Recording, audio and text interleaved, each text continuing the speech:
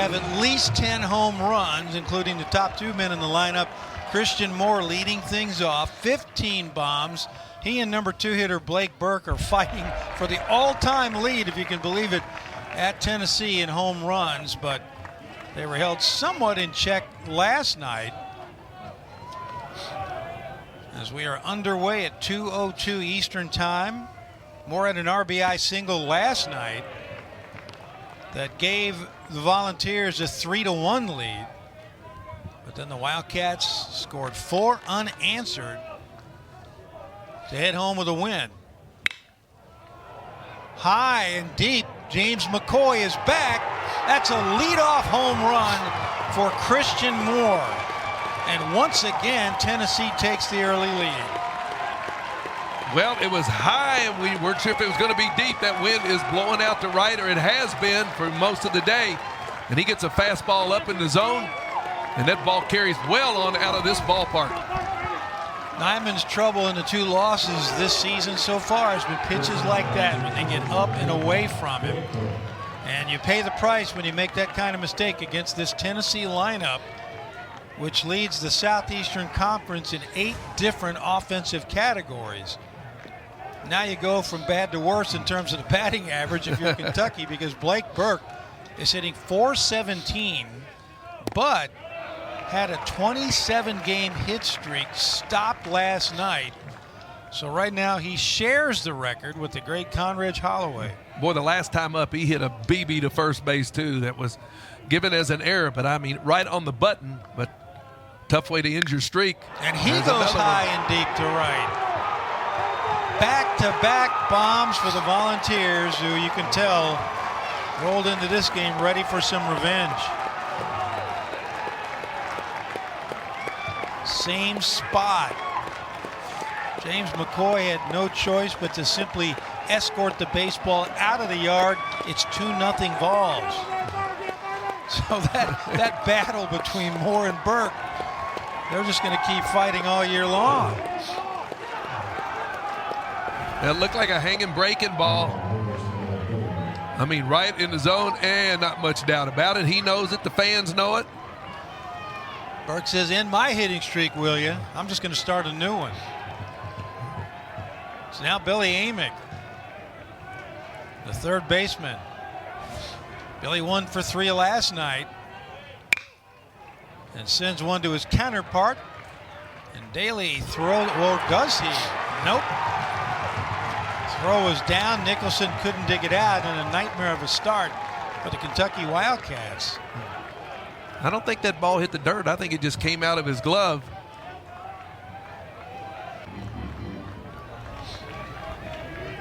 Three versus 4. Tavares Tears with a man on first and nobody out. That's the pitch Nyman wants and needs. On the edge, either side of the plate, you can see Tears with a healthy season so far.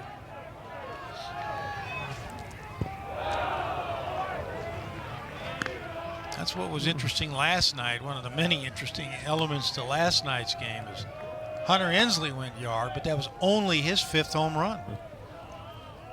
But everybody in this lineup can hit it. Oh, man. Off speed. 1 ball, 1 strike.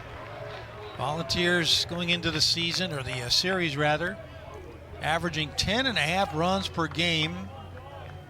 One of those categories where they lead the SEC. That is second in the NCAA. And there's a hammered shot into the alley. McCarthy giving chase, but they'll have to play it off the wall. They send Amick, and it's a 3-0 game. Revenge is sweet so far. Well, they have certainly come out. This is kind of what we've been hearing about before they even got into town, how well these top 5 guys really swing the bat. And so far they haven't disappointed. So an unearned run for the Vols makes it 3-0 and still nobody out. Here comes Dan Roselle. He's the pitching coach for the Wildcats in his 5th year. Runner in scoring position for the Orange. Devin Burks is having a hard time communicating with the dugout, and now we may have to have a technology timeout.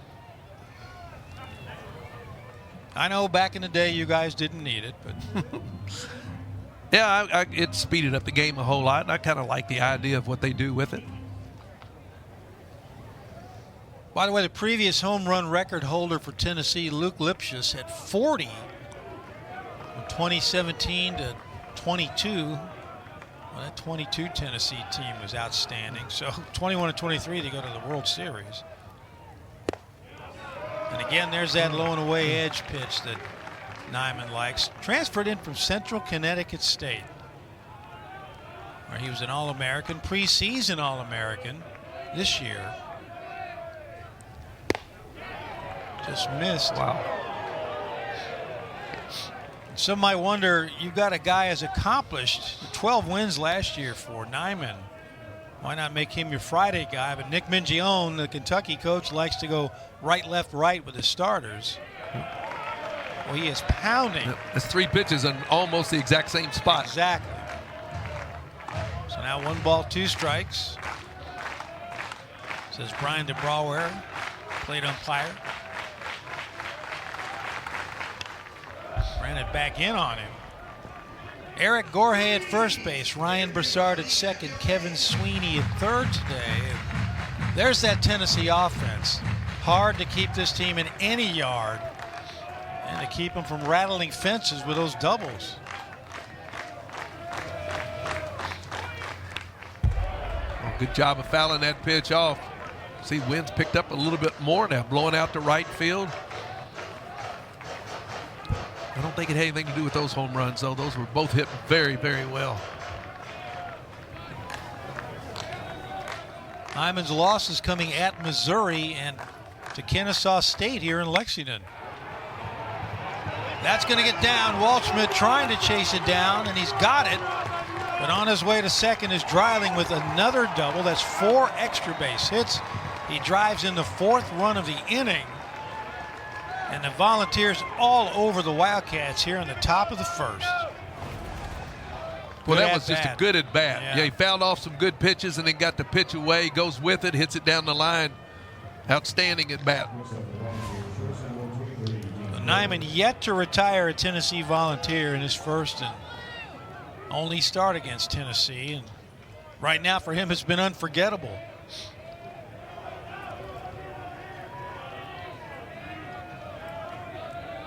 Dean Curley, a freshman, looks at a strike, top of the strike zone. Dean last night over 3, drew a walk, struck out a couple of times. Laverne, California native. He's driven in 29 with a man on second base. Chance to add to that total and heap some more misery on this Kentucky crowd, which was silenced immediately by the leadoff homer from Christian Moore. Standing room only here at KPP. Just like last night's crowd. Every now and then you see a late arriving crowd. Not today. I got here at about 11:30 this morning. They were already lined up. Into the corner again. That's a 3rd straight extra base hit for the Volunteers. And now there's action in the Kentucky bullpen and a 5-0 lead. Well, that's a pretty good way to come out and answer after you get beat the night before. Only score 3 runs.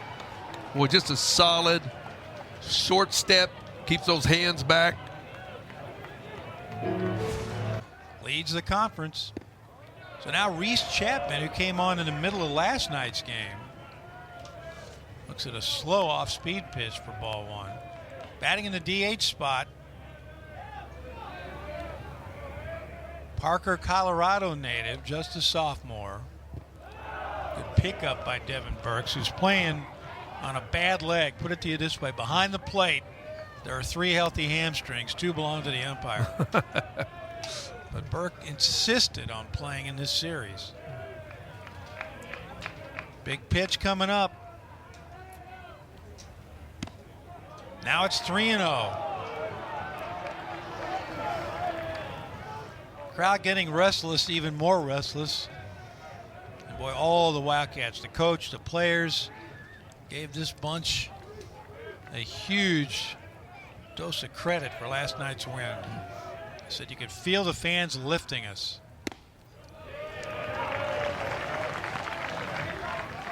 Well, Brian kind of tickled the edge there, Doug. He didn't groove that pitch. No, it kind of gives you, I mean, such a tournament atmosphere here. Yeah. I mean, watching people come, this is really good to see here in Lexington. Now first and second, nobody out. Talked to Tony Vitello before the game about the fans. Wasn't surprised. So we may see more today. But he said they have turned out all year long for this team. Yeah.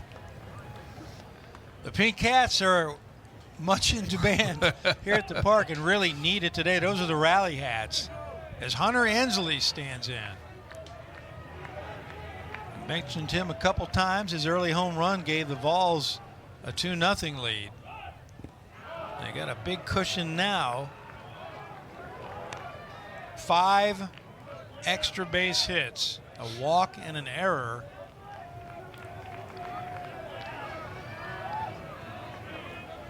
Well, it's his big hit last night that got the Bulls on the board. Now Brian can't seem to find the plate. Cats, I mentioned he's not been used as a closer, but more as the fireman.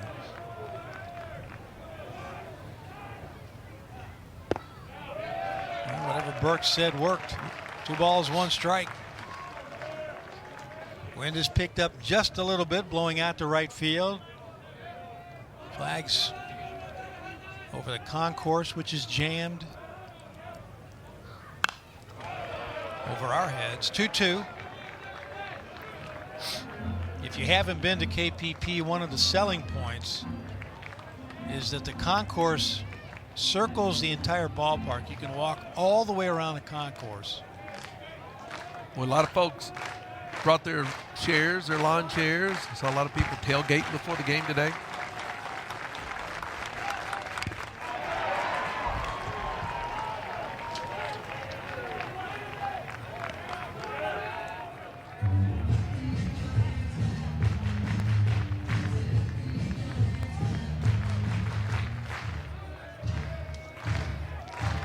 That hamstring, him having to squat on every pitch and throw the ball back.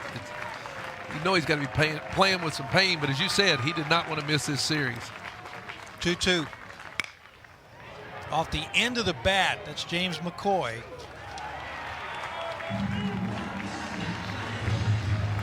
Finally, 1 out. The Vols will bat around, obviously. This is the 9th hitter in the lineup, Cal Stark.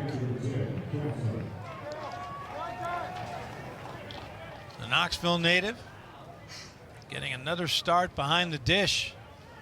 Cal 1 for 4, scored a run last night. Battled his way into the starting lineup. 17 start, 24th game. He's a senior.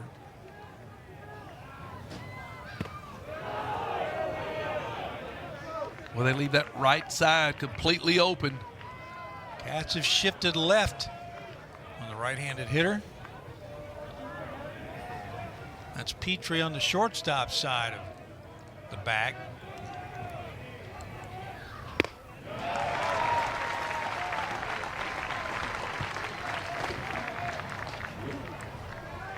One ball, 1 strike. I do believe there is more orange in the ballpark. Seems to be today. Yeah, they came out to support their team. Yeah. Same pitch, just a little too high. 2 balls, 1 strike. Pretty tight zone today. Yep. And Knoxville's an easy drive if there's no construction, which is a big if. 2-1. O'Brien now in a little bit of trouble with the number 9 hitter. And coming up over those mountains, and you got road construction. I just did it. I know you did. But it's a pretty drive. It's a beautiful drive. 3-1. Stark taking all the way. Now he's going to have to battle. And so was O'Brien. Alabama jumped out on A&M last night, 5-0. Aggies roared all the way back to sweep a doubleheader. Big strikeout for O'Brien, battling back from a 3-1 count. 2 out. And now for the second time this inning, Christian Moore. That might have been ball 4, Pro. Yeah, I think it's probably a good chance it would have been, but it looks, as we've talked about before, that fastball up in the zone looks so good sometimes. Yeah, looks like a volleyball coming at you. So Christian Moore quickly went out of the yard, jumps on the first pitch.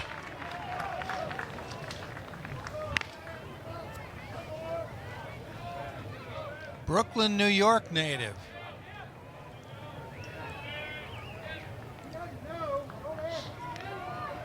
And has prospered in Knoxville, just a junior. That's the best breaking ball we've seen from O'Brien so far. There's that battle I was telling you about.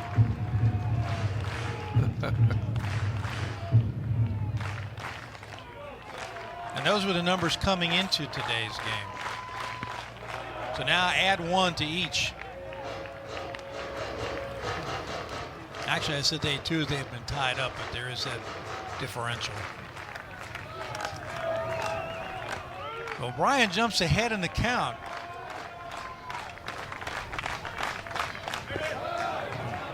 Tried to sneak a curveball over the inner edge.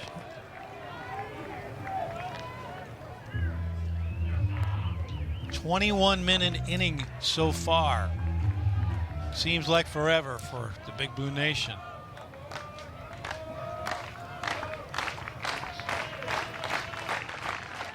There's that curveball again, but there's Daly. He'll take the easy play at second. And the inning finally over. Ryan Waldschmidt to lead things off. Cats down 5-0. They've been down worse and come back, but not against a team like this. Ryan Waldschmidt hammers the first pitch he sees into the bullpen, and Kentucky gets a run back. Well, no sense waiting around. I tell you, Dick, you called it I don't know how many times. Over the last month, every ball he's hit, fair, foul, indifferent, it's been hammered. He's been putting the barrel on it. What a way to just bounce back after that 5 runs that the Bulls put up. Home run number 8 for Waldschmidt. And last night he said he was sitting on fastball in a 2-0 count. Well, he was sitting on one there. And that was up in the zone. So that's a hit that Beam cannot scatter. Waldschmidt somewhat brings the crowd back into the game, Doug. Yes, he does. I mean, they were ready last night. It took a little while to get them warmed up, but once they got into it. Malian Petrie, 1 for 4, drove in 2 last night. Beam goes off speed to jump out, no balls, 2 strikes. Beam one of a handful of balls on the Golden Spikes preseason watch list. Preseason first team All-American.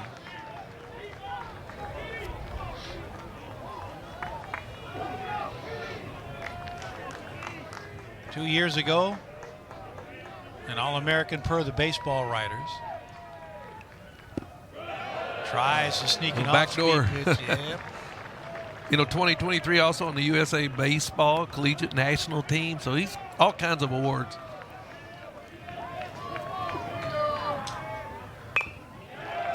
Beam announced himself this year when he started against Oklahoma, gave up just 1 run, didn't walk anybody in 5 2/3.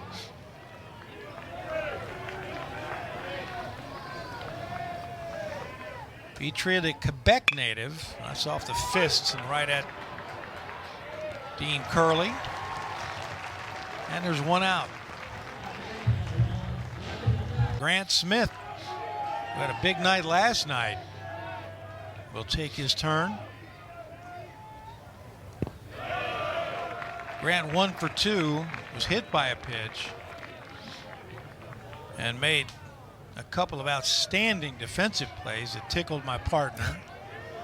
And a great pickup on a short hop. That was nasty.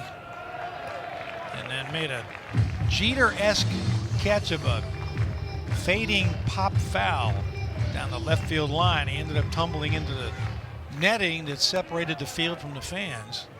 2-0. He gave us a little commentary on that before the game today. Yeah, he said he thought either Walshman, I think it was Walsh. Or no, Daly. No, it was Mitchell Daly. The third baseman had it. And a walk to Grant Smith. And he said he thought Daly had it. Then he snuck a look, took his eye off the ball, snuck a look at Daly, who was looking at Grant. So he thought, uh-oh. And immediately looked up and he said the ball was about 5 feet away. So he snatched it out of the air and the momentum carried him over the wall. Now he's at first base with 1 out. Kentucky trailed Murray State 6-0 early, came back and won. Trailed Auburn 7-0 after 3, came back and won. Now Nick Lopez, switch hitting DH. Now, in all due respect to those teams, not quite as accomplished as this Tennessee team, because the pitching shut down the opponents in those other 2 games. That's going to be tough today. You bet you it is. For 8 innings. 1 ball, 1 strike to the Mustachio to transfer from Southern Cal. Santa Ana, California. Spent some time at Santa Ana Community College before he became a USC Trojan. Excellent pitch by Beam. Boy, that died. Yeah, and he moves that ball around. Never really hits the center of the plate. Inside or outside. He's got that breaking ball. He's been backdooring on hitters.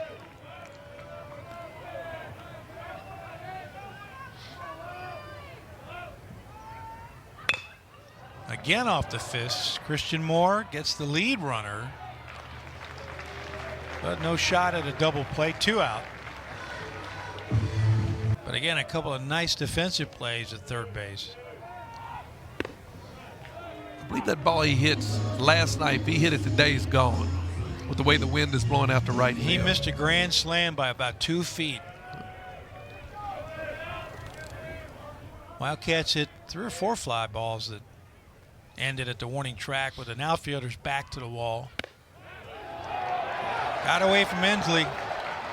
Thought about trying to pick off Lopez. He picked off a runner last night, not Inslee, rather, Stark. Picked off a Wildcat at first base. Thought he might do it again, but just lost his grip. Now Kentucky with a man in scoring position.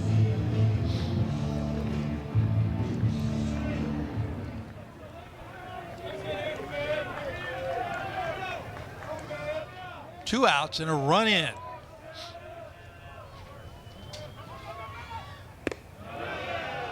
Daly had a grand slam earlier this year, and boy, a lot of people in this ballpark, the guys up here in the booth included, thought he had another one. I know, I did. Oh, he's staying with that slider to right-handers right now. With all the movement, who blames him? And if he's true to form, he'll bust that fastball in. Or come back with another breaking ball.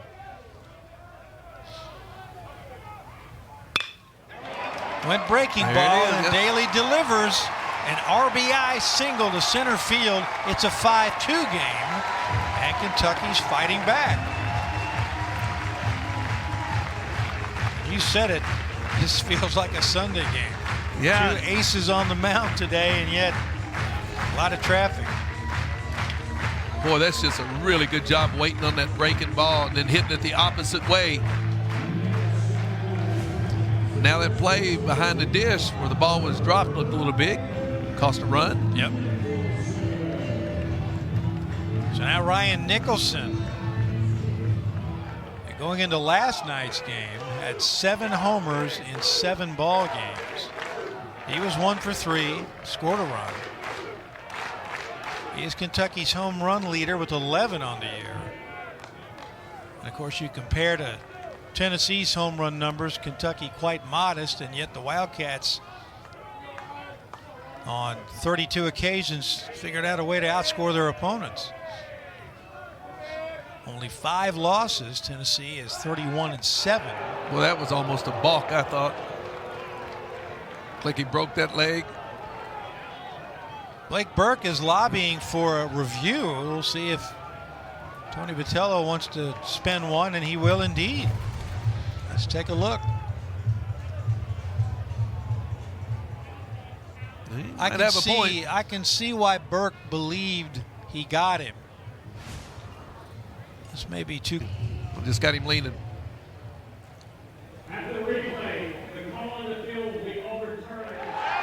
Pickoff was good. Blake Burke was right. Volunteers are out of the inning, but that to a hit. So he officially now holds the hit streak record at Tennessee and broke Conrad Holloway's record. And as such, they also changed the hard shot at Amick late in the game that went as an error to a base hit.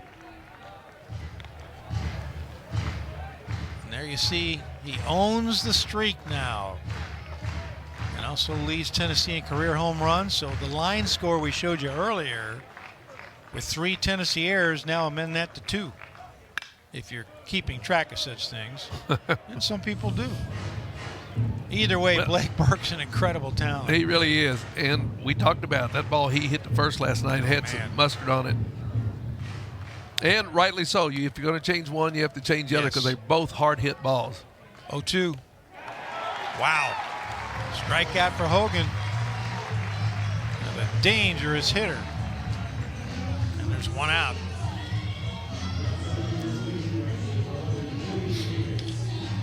5 in the top of the first for Tennessee, 2 for the Wildcats in an inning that was short-circuited by a tremendous pickoff move by Drew Beam. And as Doug said, might have, clearly caught Daly leaning just enough. Billy Amick, the hot shot last night was off his mitt. And we said it last night, it could have gone as a hit or an error, and he reached on an error his first time up, came around to score. That ball was hit. I mean, both of them were hit hard. He was playing not all the way back either, about halfway. And you got a left-handed hitter up. It's got a little spin on it when it comes the other way. Plus, it's hit right on the button. And talking about Burks. Yep. But yeah, you're right. Amick's shot at Daly was, or rather, the shot at Amick was almost identical. Hogan jumps out early on his second hitter. Amick reached on an error in the first inning when Ryan Nicholson couldn't handle a throw. Petrie takes a base hit away from him. 2 out. And he played just right. Ball hit on the nose again. The boys came out swinging today now. The ball's hit good, but Petrie right there. So now bases empty, 2 out for Kavares Tears, the Lewisburg, Tennessee native. An RBI double, scored a run back in that eventful first inning, and he's free swinging deep to left, and he's gone. Wow. 3rd home run of the day for the Volunteers, and they get a run back as Tears goes yard for the 12th time this year.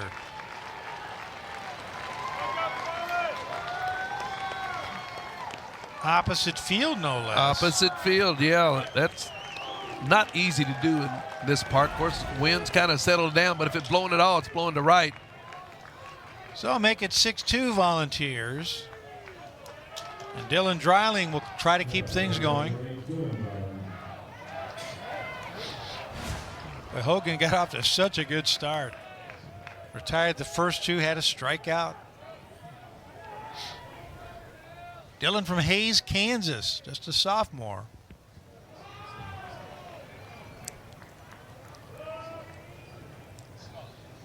Last time up, he delivered an RBI double.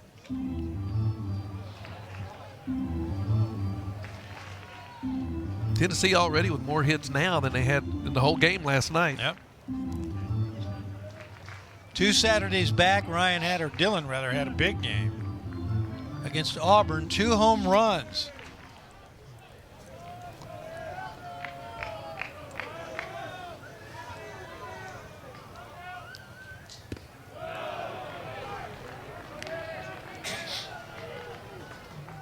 Had a grand slam earlier this year against Georgia, one of 10 delivered this season by the Volunteers. In case you're wondering, the record's 14. They're 4 away from the record set by Arizona State. It's a lot to ask, Doug, but this Tennessee team, you could see it happening. Well, one thing's for sure. They've scored 5 in the first. They won't sit back and expect that to be all that they'll need. They'll keep trying to play add-on every inning, which is so important when you get a big lead like that. 3-1 pitch. Now it's full. That's going to stay in here. It is. How about that? The wind brings it back. In D1 history, Tyler Bassetti was alone on that list for a while, the former Nevada slugger, but Caglione ties him. He is alive with that streak, but Vanderbilt got the win 5-2 over those Gators. As Ryan Nicholson stands in for Kentucky, he was at the plate when Daly was picked off first. Ryan had a lot of fun Tuesday night in his hometown of Louisville as the Wildcats beat those Cardinals. There you see his numbers. Got off to a good start, struggled just a bit, made some adjustments, he told us, at the plate, relaxed a little bit. He's had a lot of fun ever since. I remember he hit a ball to left center field for a home run, and since then, he has been back on it. Yep. Nicholson in the last scrimmage this year of the spring tagged a home run that went over the right field bullpen and completely over the outer fence. Just now landed. In fact, he hit a home run earlier this season, regular season, as he draws the walk, that went almost as far. Well, we don't know because they told me it was so far they couldn't measure it. So I guess it was infinity. But now the leadoff man reaches for Kentucky on a walk. That's a long home run if you can't measure it now. And I know you're bound by technology, but still, if you know the layout of this area around Kentucky Proud Park, you'd understand. Nolan McCarthy had an insurance home run last night, which was huge. Nolan, the Kalamazoo native, a junior. And you talk about ownership of this program. He is a part of the core of 8 or 9 Wildcats who started as a freshman and have been here ever since.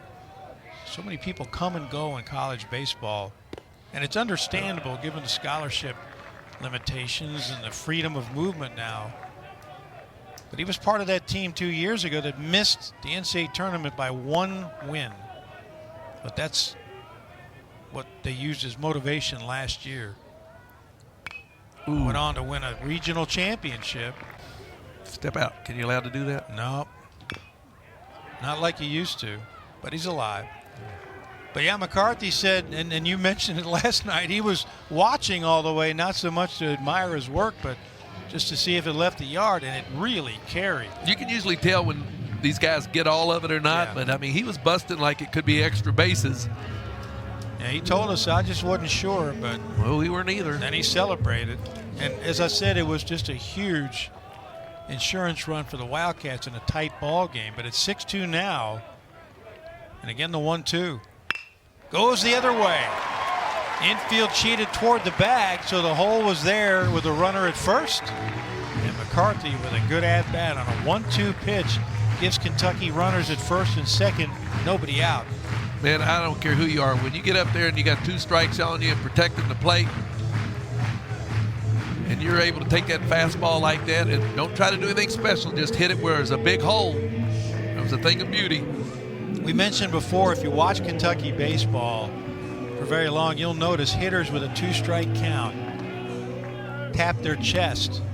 That's a reminder to one another. They're doing it in the dugout, too, to take a 2-strike approach as James McCoy stands in. And once again, Blake Burke, creeping toward the plate, was about 70 feet away when McCoy took his swing. First baseman anticipating a bunt, hanging back now. That didn't miss the corner by much. Tennessee pitchers have been really good pounding that inside part of the plate on lefties and righties. McCoy last night 1 for 4.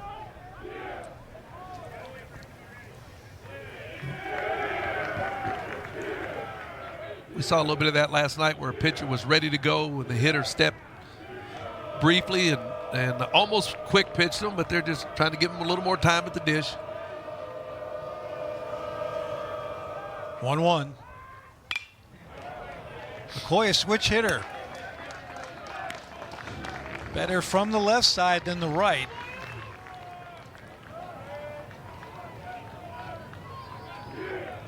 Had a big 4 RBI game down at Auburn last Sunday.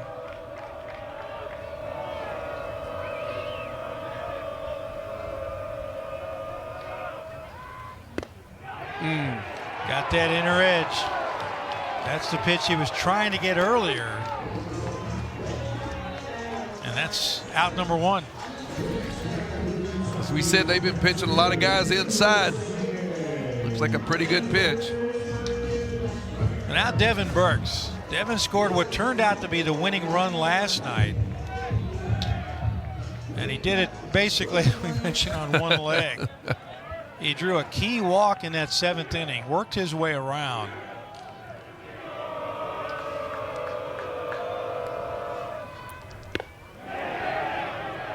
Survives the appeal. Devin came in on the hard smash by Petrie, which went as an error last night and now is a base hit. The outfield misplayed it. That gave Nick Mingione the opportunity to send McCarthy with the tying run. That's why he sent Burke. He told us later he sent Burks because they'd already tied the game. Burks represented the winning run, but he already knew Devin couldn't run that well.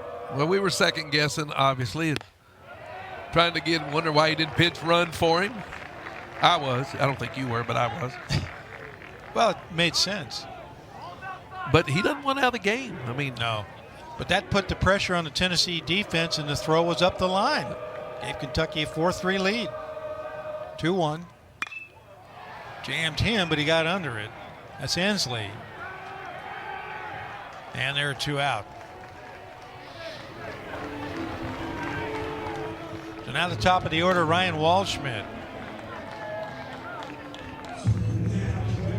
And Drew Beam no doubt remembers what happened the first time Waldschmidt faced him. Went out of the yard. Here's how it happened. So he starts him off with a breaking ball and a good one. Wildcats put the first 2 men of the inning on base. But then McCoy caught looking. Burks with a short fly ball.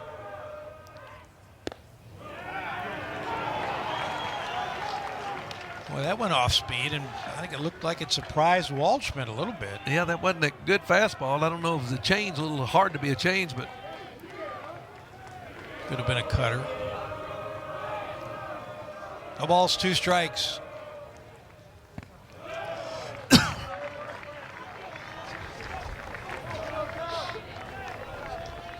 Now 1-2.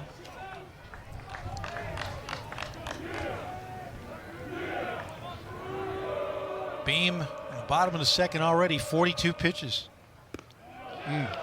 Well, good take, good pitch. Waldschmidt, Bradenton, Florida native, just like Devin Burks.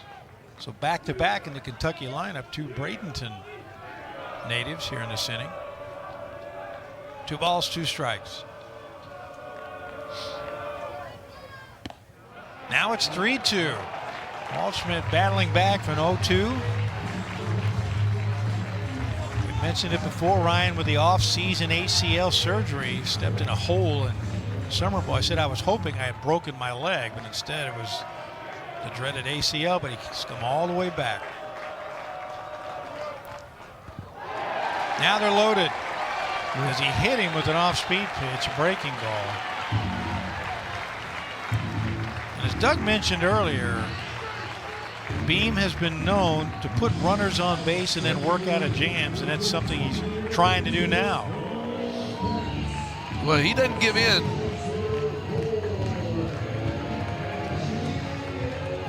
You know, and he knows. And at the plate. And it paid off.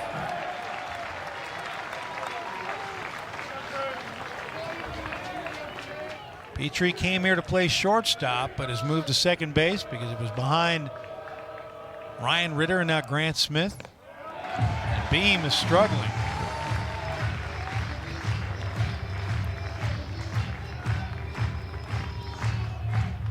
Petrie not known for his offense when he got here, but has become one of the more proficient second basemen in the SEC. Now it's 3-0. Wildcats one pitch away from cutting this once again to a 3-run game.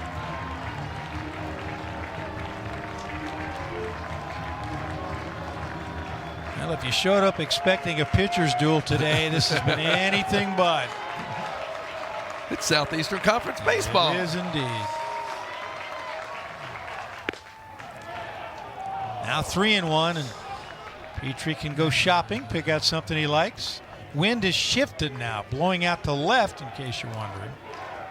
Not unusual for KPP. No. 3-1. Great pitch by Beam. Crowd disagrees. Well, he gave him a high strike, then he gave him a low strike. By the way, as you can see, it's hat day at the ballpark. 3-2, 2 out.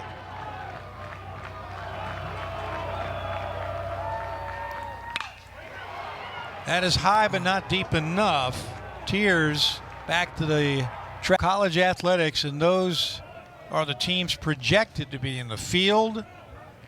Many of them to host regionals. Don't know yet about super regionals, but this Kentucky team is hoping for the best as Dean Curley stands in and sends the second pitch he sees at Nolan McCarthy, and there's one out.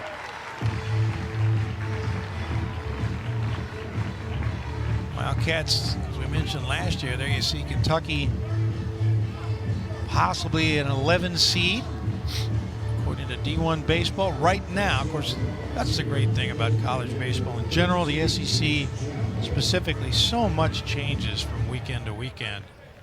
As Reese Chapman stands in, drew a walk his last time up, was one of the few Volunteers who got on base and didn't score in the first inning. Kentucky last year followed up on that season where the Cats were left out, and there's a shot to center and a base hit. Cats hosted a regional, won the championship, and finished 2 wins from Omaha. They were sent down to LSU to play the eventual champion. That wasn't fair. Somebody's got to play him. Yeah. Well, you know, and that's the great thing about it. You can take care of that. Just keep winning, and you get to host a super. The road is a little bit easier, relatively speaking. So now Hunter Ensley, a fly ball to right his last time up with a man on and a man out. Under Tony Vitello, balls have twice made the College World Series. Notre Dame upset the Volunteers one year on that great run the Irish made. Remember when they came here to play in the regional, or was that the super? When Notre Dame? Yeah. That was the regional. And Smarja was with them. Yep. Back in 2006, the year Kentucky won its only SEC championship. Under John Cohen, now the AD at Auburn. No balls, 2 strikes. And the wild pitch puts a man at second with 1 out.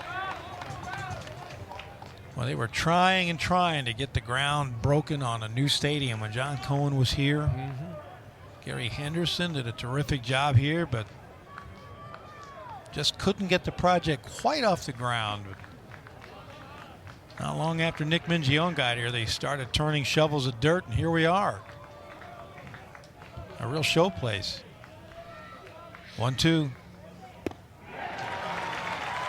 Way out ahead of an off-speed pitch. 2 out.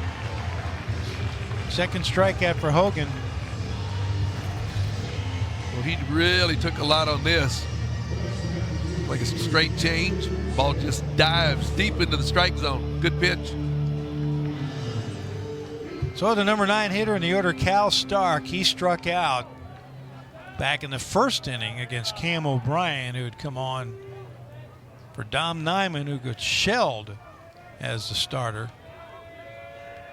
Cal batting .280.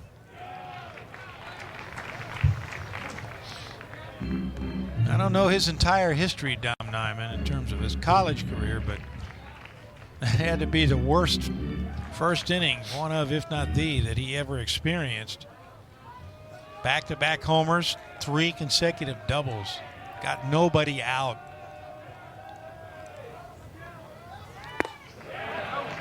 Now 0-2 on Stark.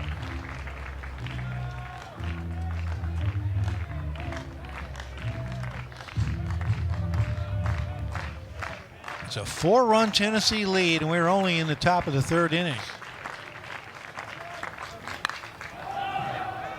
Stark battling, trying to stay alive.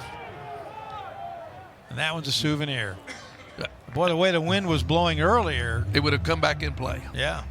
And after last night with that ball that was hit down the line, you see everybody's not going to give up on it.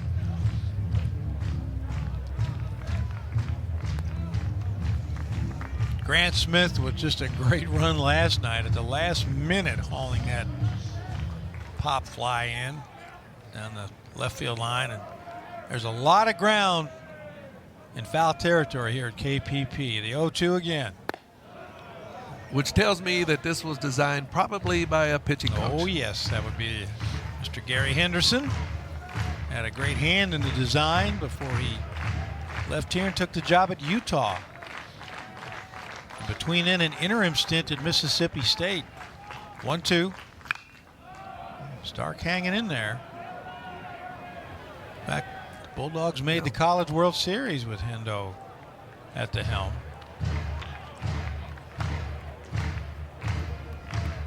Yes, one of the better pitching coaches in the country. It's why when John Cohen got the job here, he didn't really know Gary that well, but he said, I knew when I got my first head coaching job, I knew the guy I wanted as a pitching coach, and it was Gary Henderson. He did a good job.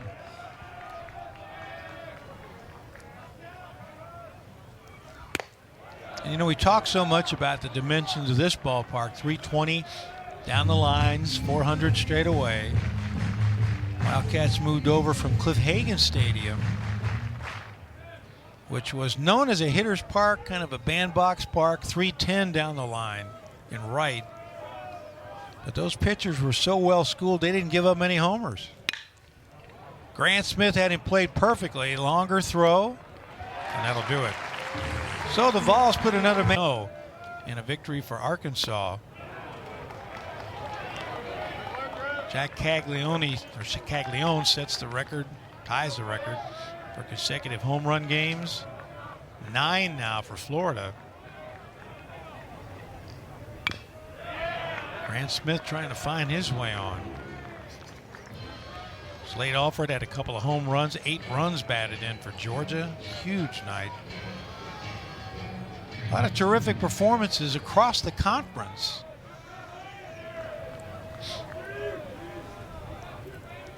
Grant Smith had a base hit last night. And he gets caught looking there on a good pitch down and in. For Beam, just his second strikeout. But a good start here in the 3rd inning.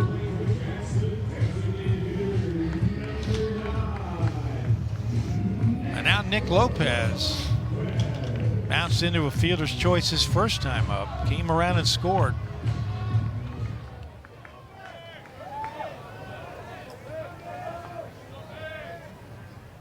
Nick began his career at Illinois Chicago. Mentioned earlier, transferred to a junior college in Cali, in his hometown of Santa Ana. Then Southern Cal, now he's a Wildcat. Batting .391. Leads Kentucky in hitting. Well, he just keeps you off stride with that breaking ball, and then he'll bust the fastball in. Early in the year, I asked Nick about being in Lexington. Said it took a little getting used to with the snow, and he goes down on strikes. That's back-to-back for Beam. 2 out.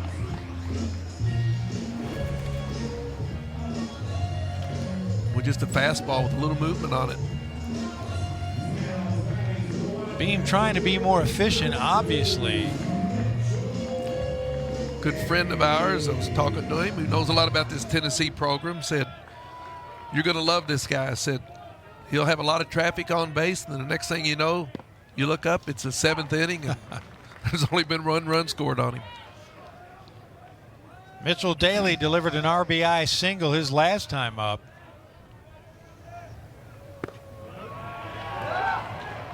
After an 0 for 4 evening last night, but boy, Beam is all over the plate right now. Boy, he's got some kind of good rhythm going right now, doesn't he? Daly drove in 6 in the win over Louisville. Had a 3 RBI game at Auburn.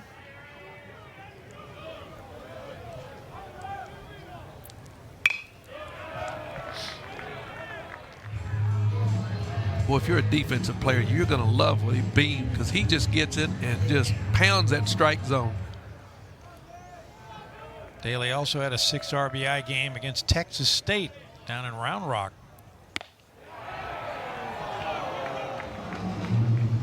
Total of 32 runs batted in for the Wildcat third baseman.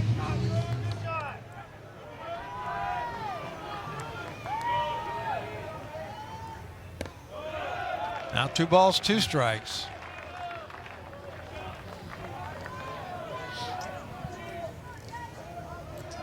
Terrific player at Texas prior to coming here. Off the fists, drifting is Ensley. Covers a lot of ground and avoids tears to make the catch, but a good inning. Thanks for joining us. Obviously, you hate the way this game started, but you've talked to us all year about the way your team has battled back, and they've done it again today, haven't they? Yeah, we have. And, I thought we had a good chance there in the second, but they just kept competing, and it's going to be one of those days. Yeah. The wind's blowing out, low humidity. It's going to be one of those days where it's going to be an absolute grind for both teams. So need to keep it going. There's no surprise, I know you all know, because you've seen Bean a lot as you get a pop-up here to start the inning off, but you know he's going to be around the plate. He's going to pound that zone. Your guy's starting to pick up on it a little bit better now. Yeah, and he throws a ton of off-speed pitches. He's obviously got a great fastball too, but he throws a ton of off-speed pitches and mixes well. So, as you mentioned, as the game goes on and we continue to get more and more at-bats, the guys are doing a great job communicating about his stuff, the shape of the stuff, umpire zone, all the things that winning teams and offenses do. Yeah, you got to adjust, as we've talked a bunch of times, wherever the pitcher's getting those strikes and everything, you got to adjust to that umpire. He's not going to adjust to you at all. No. And as you know, as well as anybody, Doug, like that, the zone is what it is, and this guy's done a great job. We've had great umpires all year long, and he's one of them. So, we need to keep communicating. Real quick, Nick, record crowd last night. You might have broken it today. This is incredible, isn't it? Pretty awesome. Just so thankful for the Big Blue Nation and everybody that's contributed to make this happen. It's pretty awesome. Thanks, and, Coach. Thank you to them. Good luck. Thanks, buddy. See ya. 6-2, Tennessee with Blake Burke at the plate, one of the nation's top hitters. And now the Tennessee record holder for hitting streaks, with 14 home runs on the year, 59 base hits. Struck out his last time up. That was against Cam O'Brien. Now they shift him to the right. Daly heading over into short right field. Robert Hogan still on the bump. No action in the bullpen right now. Tries to run it under the hands. That was a pitch they got him on last time. Something a little bit off speed, slider looked like. Hogan just a junior, Minnesota native. Burke draws the walk. More traffic for the Volunteers with one out. Brings up Billy Amick. Reached on an error back in the first inning. Lined out to Petrie in the second. And scored a run. Came around after reaching back in the first inning. The 5-run first. That's the difference right now. Interesting stance.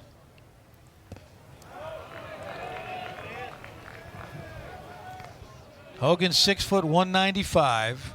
Mentioned earlier that transferred in from A&M. Here's Tennessee's transfer list. And you know all those names, Doug, because they've all contributed. They sure have. Causey last night had really good stuff. Now maybe Hogan overthrowing just a bit. Today, 3 innings. Scoreless. Gave up just 1 hit. Grant Smith backhands. Petrie. Not in time. That was a challenge. 2 out.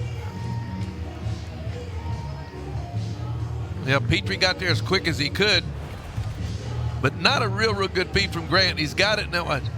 Not a whole lot on that throw right there. And neither one of them got a whole lot on the ball right then. We'd like to see just a little more from Grant. Give him a good hard throw right there to the bag.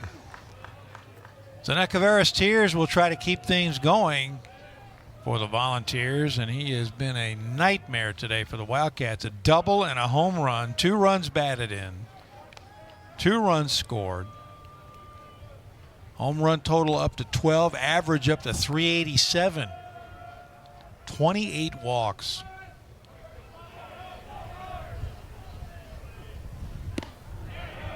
Well, Hogan just missed down and in.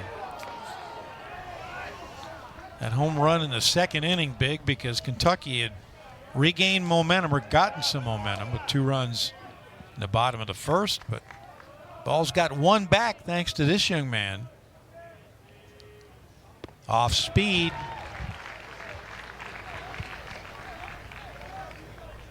2 balls, 1 strike. Now the wind has shifted again, blowing straight out to right field.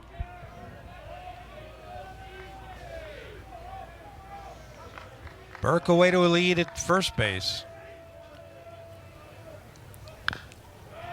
Now 2-2.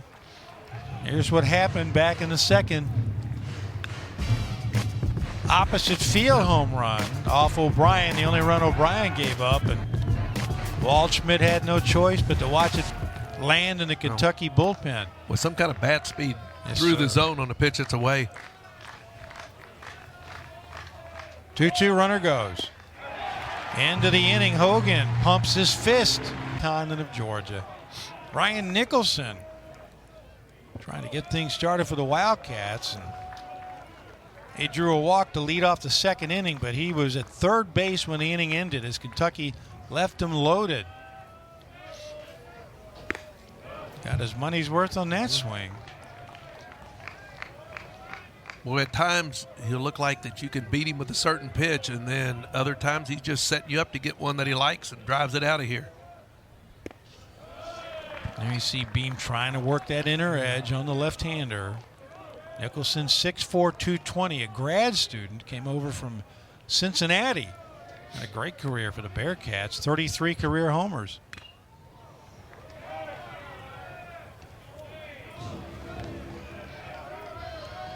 Now 2 balls, 2 strikes.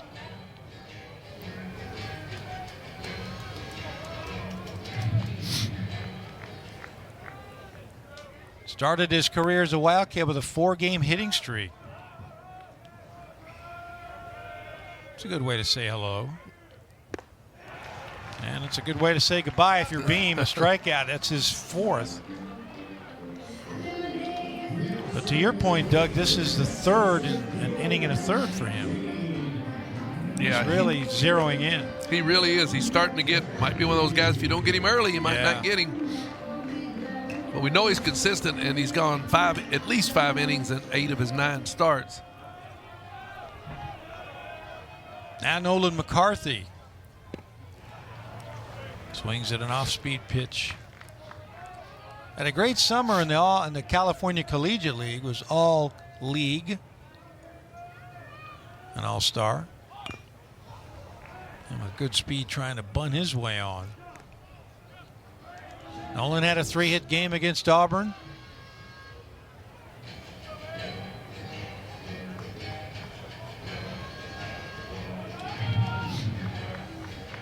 Had a 2-home run game against Ole Miss back on March 30th.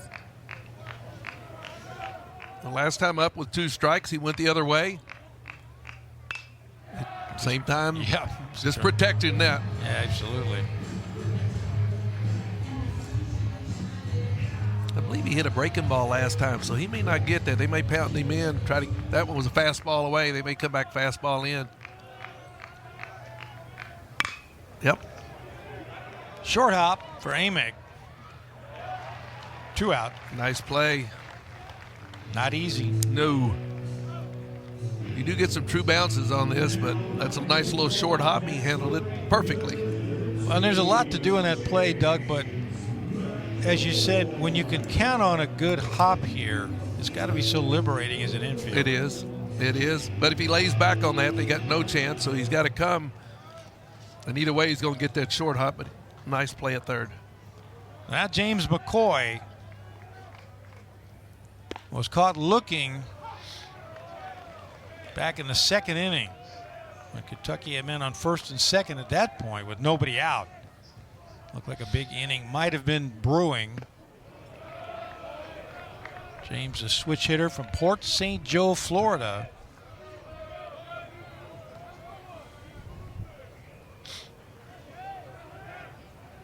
Had a 4 RBI game against Auburn.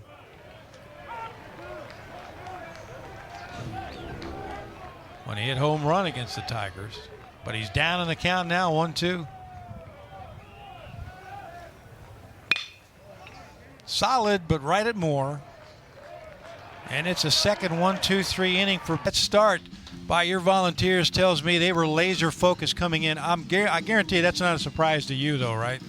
No, we've gotten more comfortable with this group, and I think we had some question marks in the fall because we started to get pretty nitpicky. In the fall, they showed a lot of things that you usually have to have time to build up towards, and you want to coach them up and make you feel like you're doing your job and all that. But they naturally had a lot of good things like team chemistry, so we started nitpicking. And I think toughness and determination are something that you got to have, and I think they've shown, over the course of the spring that they do have it. Boy, Tony, you sure get that out of your pitcher. He's about as consistent and gives you a professional outing every time he goes to the mound. Yeah, professional's a good word. I mean, he will be before too long, and I think he's meant to be. He just handles himself like a pro. And I've kind of recycled my answer a little too much, but I always refer back to the quarterback thing. He was a good high school quarterback, not as good as he thinks he is or was, but in order to play that position, you got to take on a lot of responsibility and act like a pro and be a pro in important situations. So I think there's been some carryover there. Now Coach, he thinks he's a golfer. Coach, thanks for joining us. Good luck. Yeah, y'all Thank take you, it Tony. easy. Appreciate it. Wow. But how many times have you heard, and you have, Doug, throughout your pro career, guys tell you how great they were at other sports? Oh, yeah. Did they ask you about playing basketball at Kentucky, which you did as a freshman? Well, they think that I was a lot lot better than I was, so I just leave it at that. I just leave it at that. Why? Yeah. Dylan Dreiling leads things off against Robert Hogan. Boy, Tony Vitello comes by his coaching chops. Honestly, his dad, Greg, a Hall of Fame coach at the high school level in the city of St. Louis. 47 years a coach. That's amazing. And won state titles, Doug, in both baseball and soccer. What I think is amazing is how he got into coaching and even how he got to go to Missouri to play baseball. Ball's hammered. Into the corner and gone.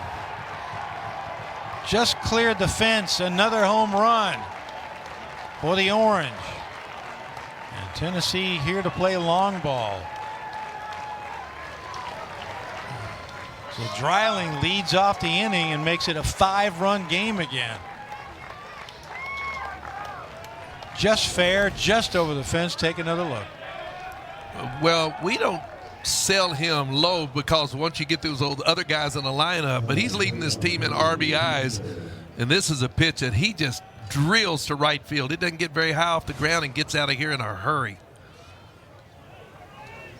Well, you mentioned that Tennessee with the lead was not going to lay back, and obviously the ball's too good for that. So now all three Kentucky pitchers have given up a home run to this Tennessee team.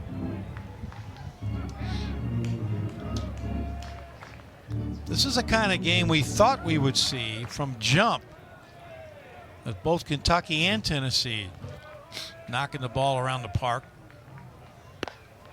Wildcats have had their chances as Dean Curley stands in, but have left men on base.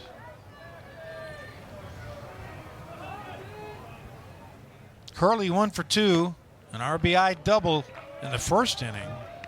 He hit the third consecutive double off the Wildcats. It's got to be a comforting feeling when you jump out with 5 runs and know you got Drew Beam on the mound. Hard shot off the mid of Grant Smith, and folks, you don't see that very often. A guy who was a Gold Glove finalist last year just might have peaked, Doug. Yeah, he kind of played that ball a little funny. Normally he's over in front of it, and that time he kind of was going to scoop it off to the side. It takes a little goofy hop on him, but you're right. You rarely see that. We haven't seen it in 2 years. First error of the game for the Wildcats. And now 1 on, nobody out with a run in. I mentioned earlier, and we talked to Nick Mingione about it. His team is adept, or has been, at climbing out of holes, but this Tennessee team just pouring on the pressure. Well, they continue to hit the ball on the button. That ball, hard hit ground ball, but usually a routine play for the very sure-handed Grant Smith. Reese Chapman, a .367 hitter. Runner goes, hit and run, spanked into right, but there's McCoy. And there's 1 out. Well, he squared it up. He sure did. Yeah, every ball they're hitting right now, some of the balls that are being thrown by Hogan have been up in the zone, and they're not missing anything. O'Brien came on for Nyman, pitched 2 innings. Gave up the 1 run. A home run by Tears. Hogan's been on the bump since the 3rd, trying to soak up innings, and now some action in the Kentucky pen. But Hunter Ensley at the plate. Runner goes again, and Burks cannot handle the exchange. So Curley with a steal for a team that doesn't run much, but Curley now 6 for 6. So Ensley with a man in scoring position.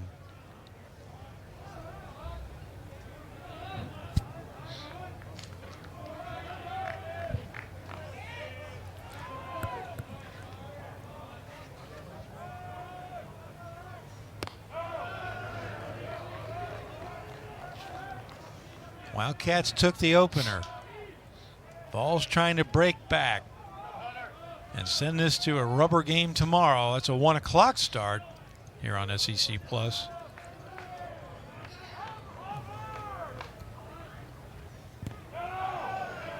Another nice backhanded stop by Burks.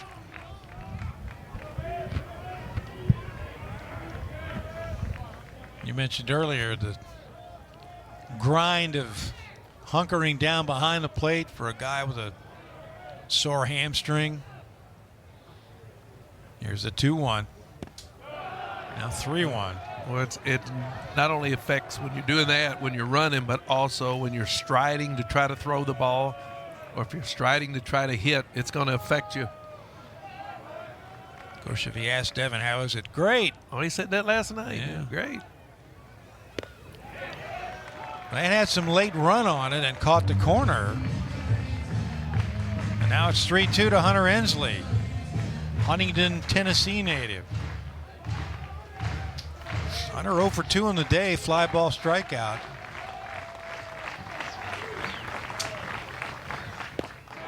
Got him down and in. Hogan strikes him out for the second time today.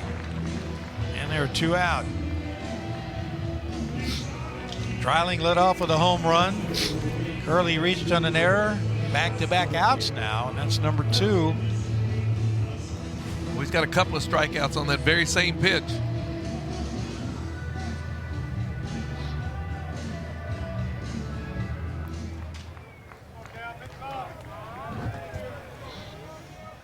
Now Cal Stark, the number 9 hitter. Hogan just misses the inner edge. Talked about Tony Vitello's dad, Greg, and Tony started really showing interest in baseball at age 6, which you would expect. Stark chasing.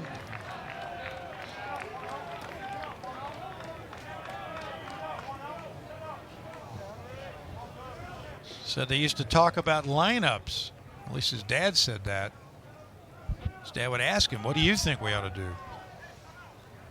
And no surprise, Greg said Tony was always very direct with him. Yeah. He is a direct guy.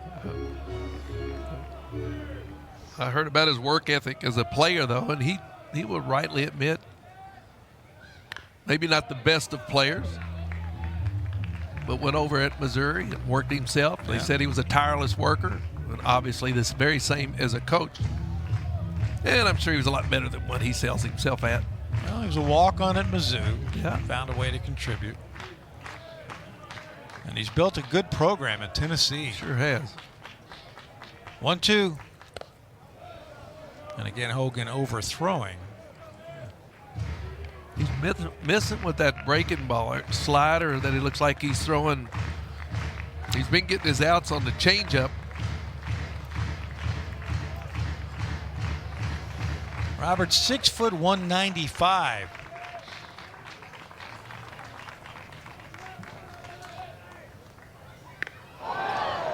And that'll put a man on first base now. So they're at first and second with 2 out. So the number 9 hitter reaches and brings up that powerful top of the Tennessee order.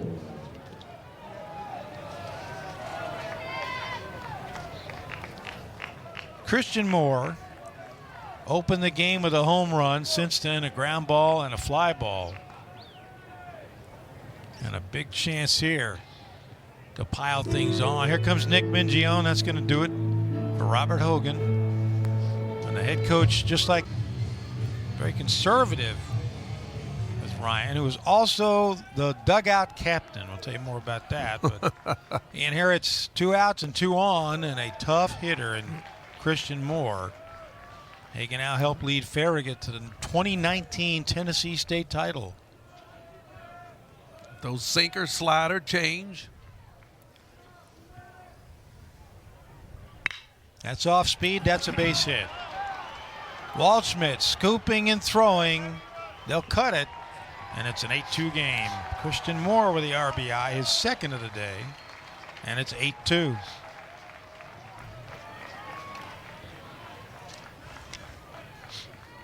So he tried to change speeds, but left it up in the zone. Can't do that against this Tennessee lineup. And see, yep, just right up. If that ball's down, boy, Moore keeps his head on it, stays right on that pitch.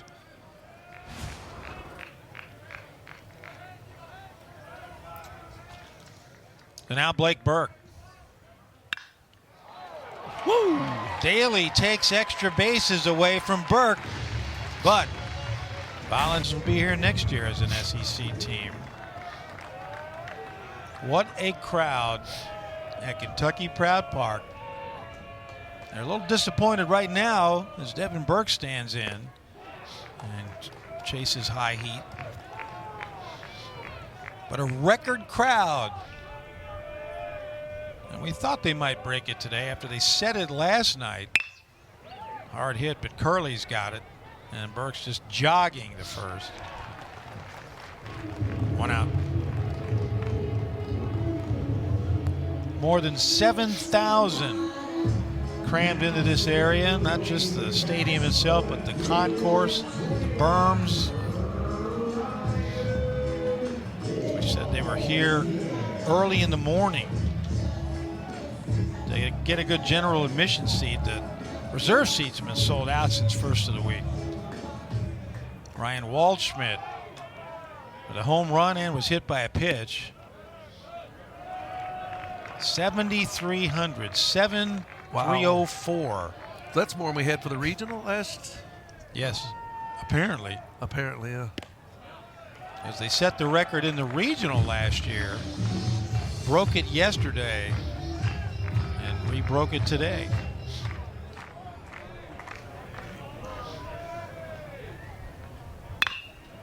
Tried to jam him. And of course, last year with the regional, you've got fans who showed up, and a lot of them from Indiana, West Virginia. Such a great weekend. And just like today, the weather in full cooperation. A lot of the blue hats today. A lot of blue hats given away today. Oh, change up. Guys are going to see if it happens to roll back fair. But one thing about this, some of those old natural surfaces, they'll have the edges of the baselines where the ball either go a little bit groomed. Yeah. Here, you're going to get pretty much what you get on your living room carpet. Did you ever play in a field that they just absolutely soaked before the game? I loved it to be soaked at second base. I didn't care about the rest of the field. No. Good way to slow things down. Yeah. No, but what they used to do those days, they just let the grass grow a little higher. Yeah, I was going to say, a good ground crew. Shea Stadium, the grass, I mean, you couldn't drive it through there with anything. But a good ground crew can affect a ball game like nobody's business. Waldschmidt picks up another base hit, his second of this afternoon, his fourth of the series. He's having a lot of fun. He really is. Just been solid, and it's good to see him healthy. Tough to play this game healthy, but when you're injured, it makes it even tougher. Had that ACL surgery, and Kentucky coaches were just hoping to have him this year. He wanted to make it back for the opener, almost made it. Spent the first couple 3 weeks as a DH with Petrie at the plate. He goes the other way into the left field corner. That's going to find the fence. Waldschmidt with great speed. He'll score on the RBI double by Petrie, and it's 8-3 Kentucky.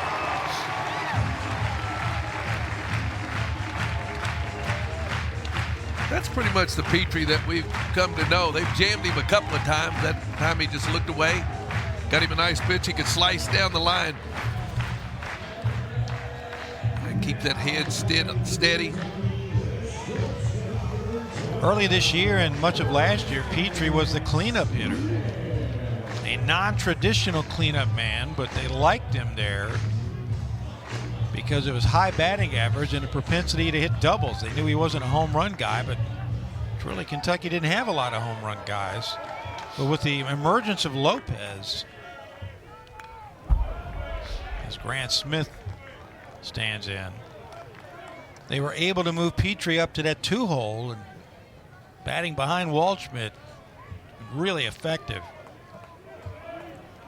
Devin Burks has been the 3-hole hitter, but playing lame as he is now, with all due respect, he's in the 9 spot. Petrie leaning. Oh, good throw would have. Good throw to had him. Not just leaning, but dancing. I wish Nick put the stop sign on. I mean, yeah, if he makes a good throw, they got him. Oh, yeah.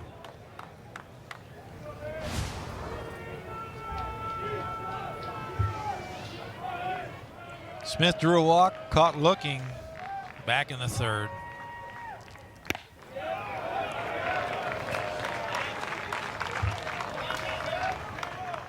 "89 pitches now." Now, having said that, Kentucky's really been good at stealing third base too, though, throughout the course of the last year or two. But you got to be absolutely sure. There can't be any doubt in your mind when you're behind. Beam's already picked off one Wildcat. He caught Daly back in the first inning. Short-circuited what had been a productive inning for the Wildcats as they put up 2 after those 5 scored by the Vols. Runner goes. Hit and run, and that'll be a souvenir.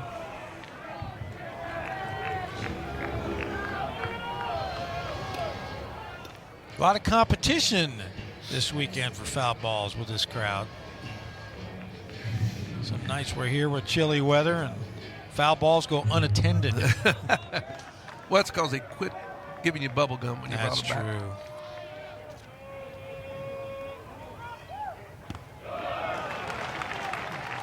On a couple of occasions, I've walked out to the parking lot and found baseballs next to my car after BP. Some days when the wind is blowing out, there's a lot of Oh, yeah. balls out there. 2 balls, 2 strikes.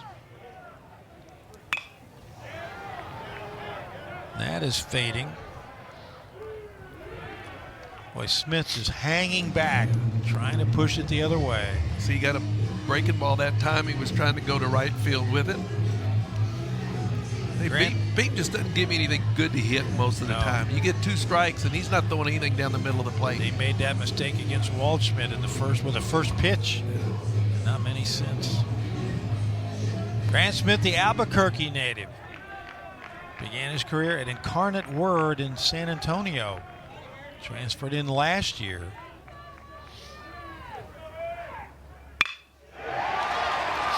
Grant Smith with an outstanding at-bat and the base knock up the middle. RBI single. It's an 8-4 game as Petrie comes across. You're right, Dick. That's just a good at-bat. Looks like you got a pitch right down the middle. Didn't try to pull it. Just went right back with it. Cat's slowly coming back. Yeah, there's a fastball right there. Keeps his head on it. Nice, smooth swing. So that brings up Nick Lopez, the cleanup man. Reached on a fielder's choice in the first inning. Struck out in the third. He scored back in that first.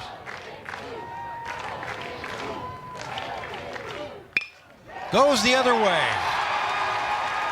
Cats are catching up with Beam right now, and it looked like he left that pitch up in the zone.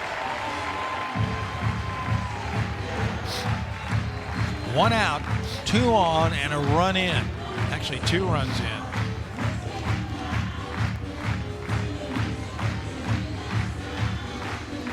Tennessee bullpen series.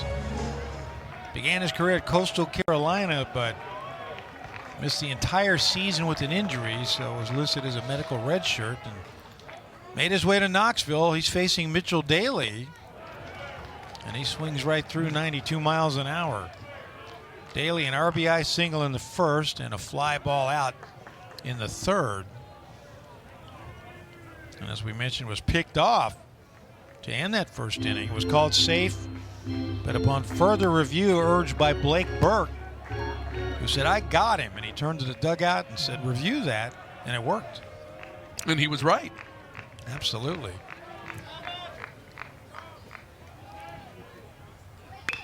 Breaking pitch. Easy play for Amick. A long throw. How about that pickup by Burke? Oh, we better check it, I would And think. Bailey said, "We need a review." So the Vols celebrate, but they are told, oh, it was in a good spot. After further replay, the call on the field is confirmed. So it was a good play by Burke and a 5-3 double play. But again, you kind of expect that when you play Tennessee, which leads the nation in home runs and makes last night's pitching effort by Kentucky even more impressive. Where just 1 home run surrendered. As Billy Amick leads things off, reached on an error, lined out, and reached on a fielder's choice. Scored a run back in the first. Ryan Hagenau, the Knoxville native, back on the bump for the Wildcats.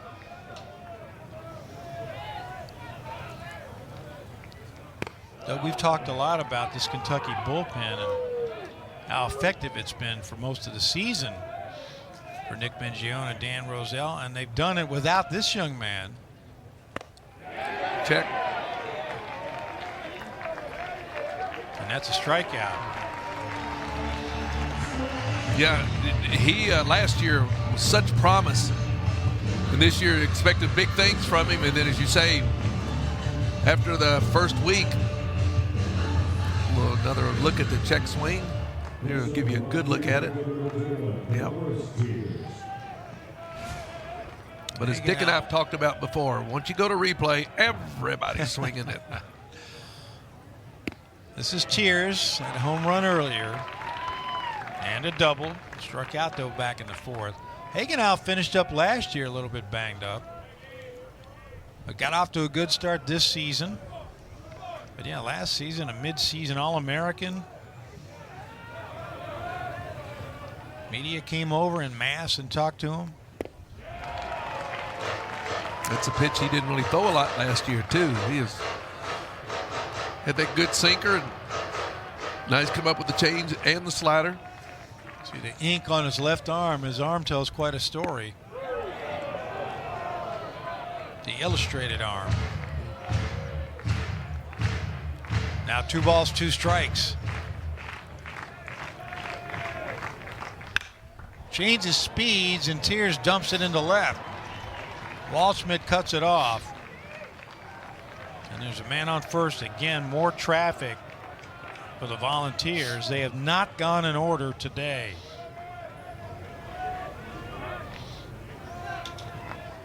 And it brings up Dylan Dreiling.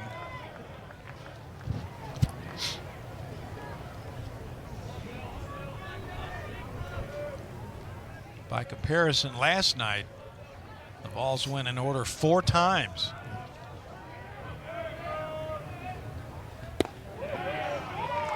Starts him with off speed. Bottom of the zone. Cats would love a double play, obviously, here. Neither team turned one last night. Well, they're just solid up and down that lineup. Bottom of the order got it done last night. Not enough, of course, but gave the Vols a chance.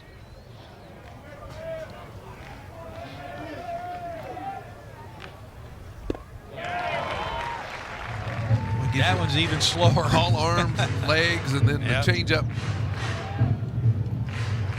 1 ball, 2 strikes. Same teams tomorrow, 1 o'clock. Here at KPP. If you can't make it, we'll have it for you on SEC Plus. Just stays alive off the end of the bat. This is challenging, and Daly hauls it in. That is a tough play. Well, that's 2 he's made going down that line. No man's land. That's an outstanding play. Well, as we mentioned earlier, was a middle infielder at Texas, primarily second base, but as Doug said, has shortstop skills, and boy, that is not easy. I don't know if Smith could have gotten to I don't that. think he could have. And Waldschmidt deep and left, that was almost no man's land as Dean Curley tries to keep things alive against Hagenau and looks at an off-speed pitch for strike 1. Curley reached on an error back in the 5th, RBI double in the 1st.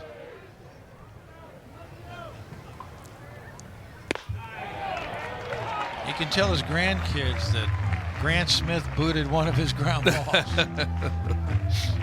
Because it doesn't happen only 3 times last year. They weren't all, I think they were all throwing errors. No, 1 was a ground ball. No balls, 2 strikes. Well, you saw where Burke set up, and that's where he delivered it, just off the plate. Could not get Curley to chase. But you know, we talked last night and today about plate discipline for the Vols. Runner goes. That's a foul ball. So Tiers has to head back to first. Yeah, these Volunteers don't chase a lot of bad pitches. And they don't run many bases. But in a situation like this, you get a guy that if you throw him out, he still leads off the next inning. And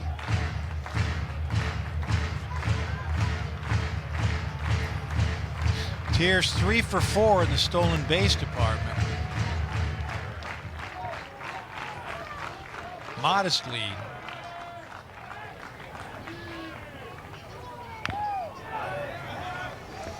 Curley's staying alive.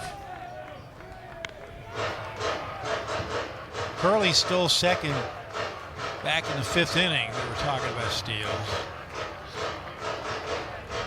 He leads the team with 6 now, and Burks fumbled the exchange, so never had a chance to throw him out. pretty Dumps piece it of into the other field, the opposite field, and just hung in there. Hagenau hung one. So 2 on now with 2 out. Boy, for a young kid, kept those hands back, let the ball travel a little bit, was able to serve it to right field. A lot of promise in that youngster. And he has a good number. Reese Chapman 1 for 2, singled in the 3rd inning, drew a walk back in the 1st, and a fly ball in the 5th. Parker, Colorado native, 360 hitter.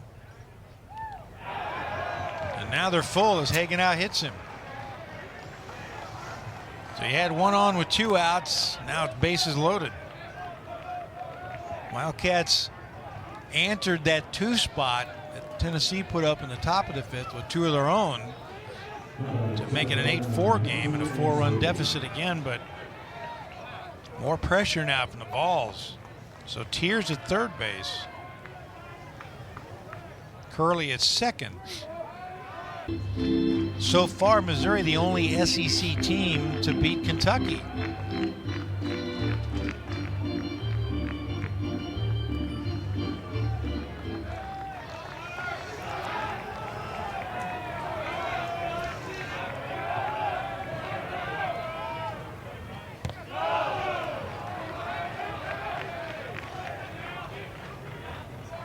Hensley batting .257 now. 5 home runs. 5 came last night. Hagenau missing now 2-0. Doesn't appear as though many people have left Kentucky Proud Park, and why would you? Great afternoon for baseball. Now it's 3-0.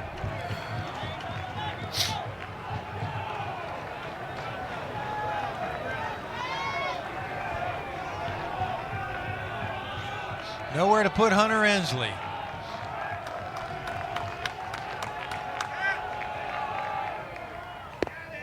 There's the strike that Hagenau needed. Now Ensley can pick out something he likes.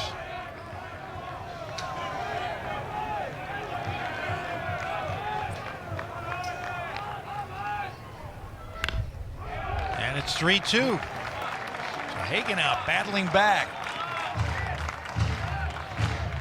You want to make them swing the bat. Crowd kind of coming to their feet. Little support for Hagenau.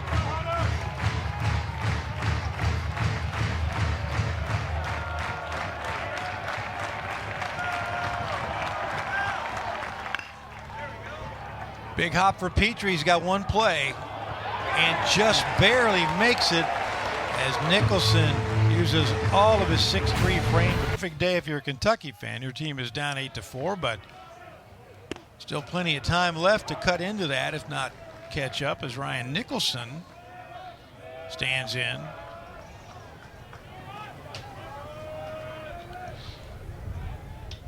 Ryan 0 for 1 with a walk, struck out his last time up. And again, a lot of orange in the stands. Yeah. They must have made a phone call down to Knoxville. Well, they watched us last night. Said, I got to be there tomorrow. That's probably what it was. I heard Doug Flynn's doing the game, but I'm still going to go. Yeah. Great off-speed pitch. Had to look like a beach ball coming out there, and then it disappeared under the bat. From Aaron Combs.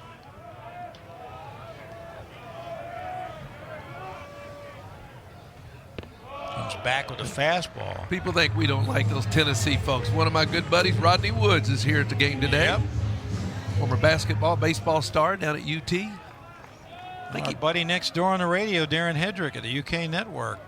Tennessee Vol, UT That's grad. right. Yeah, 2-2.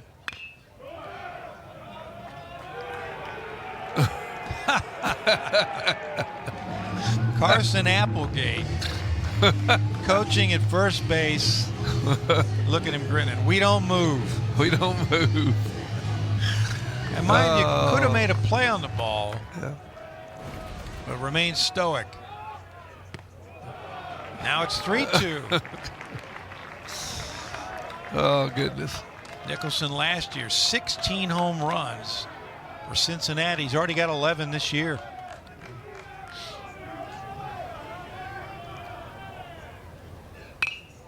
Jammed him, but Nicholson fights it off.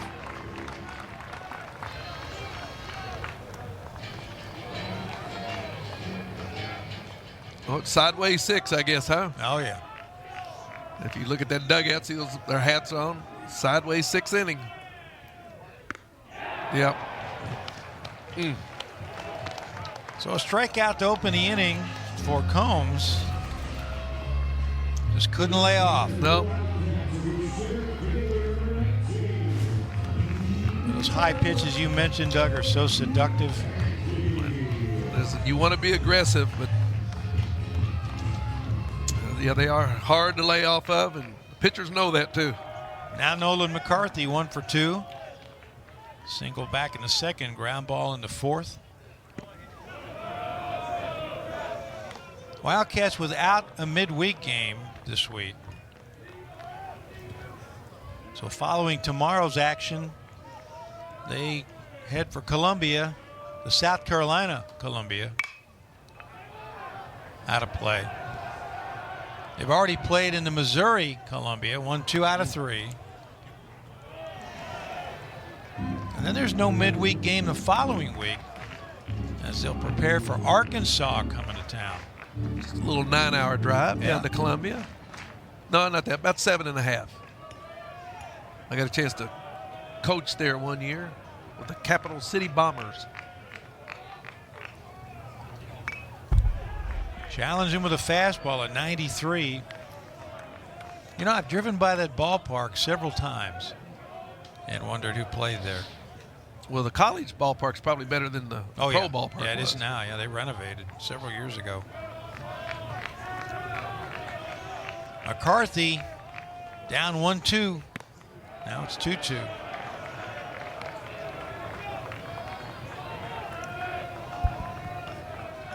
Nolan with that home run last night that pretty much locked up the game, although no lead is safe against Tennessee.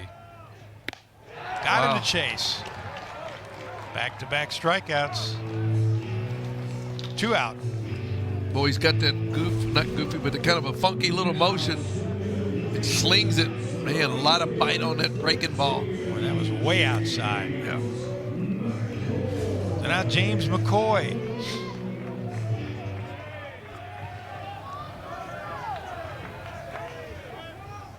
James 0 for 2, a strikeout, a ground ball. He's another guy with good speed, a switch hitter who can use the entire ballpark.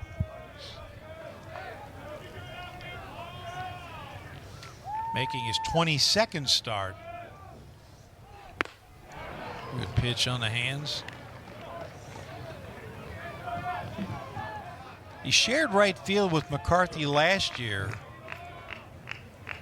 McCarthy nailed down the starting center field job early this year.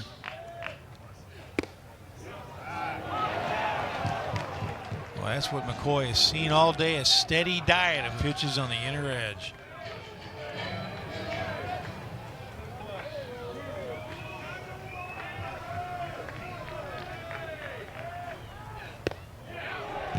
Same spot, just a little lower, and McCoy not happy at all. But he strikes over on the mound for the Wildcats. So a different look for Tony Vitello's Volunteers, the Fairfax, Iowa native, making his 14th appearance.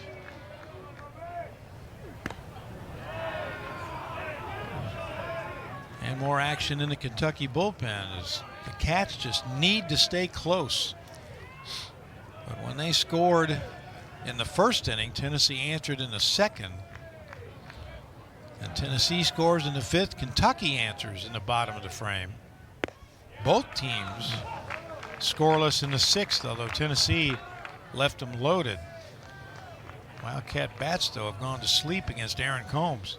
Cal Stark trying to find his way on. Hit by a pitch his last time up. Did not get cheated on that swing.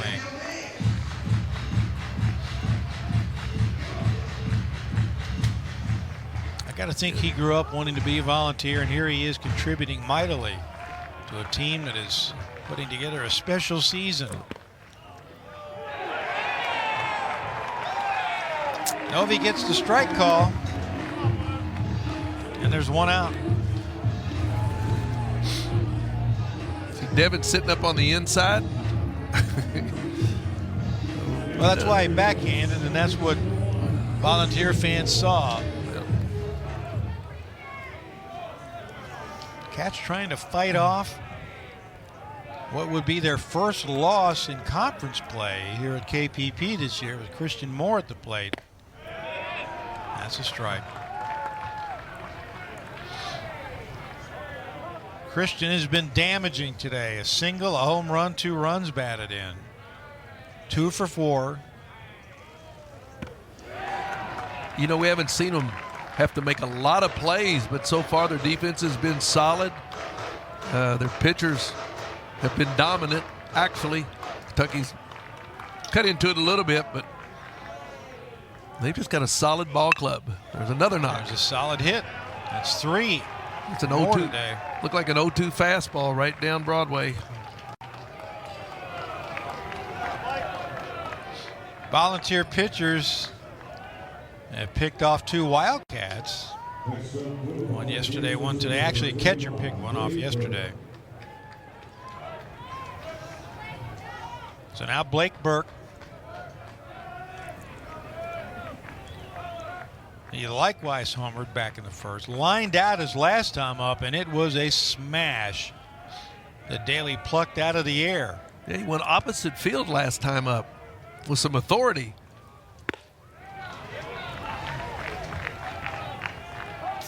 Daly well off the line at third. I don't recall him being that far off the line last time Burke was up. Burke singular, Burke's behind the plate, plural. Obviously, the Kentucky crowd wanted that swing, but It's one of the rare days where I don't believe they've called any swings, have they? I don't remember one, no. Kevin Sweeney On a check. The call, right. 1-1. Wildcats off to their best start in school history, their best conference start, obviously, at 15-1. Daly started to go to the other side just then and it stopped. Maybe he remembered, you know, they hit one this way last time.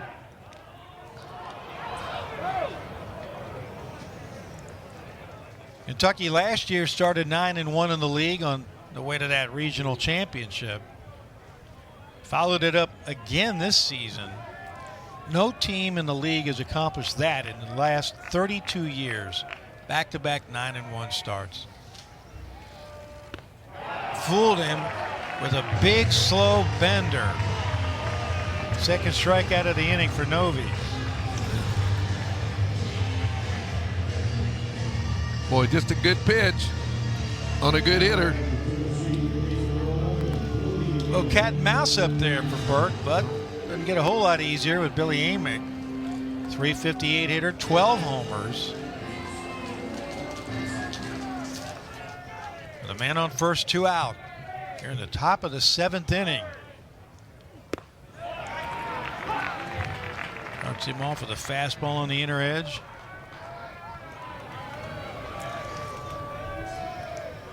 That error on which he reached in the first led to a couple of unearned runs.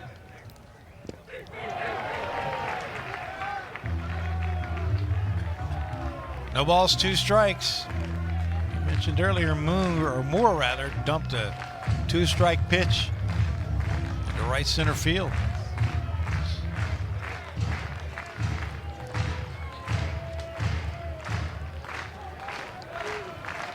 Novy's ready. They'll have to wait.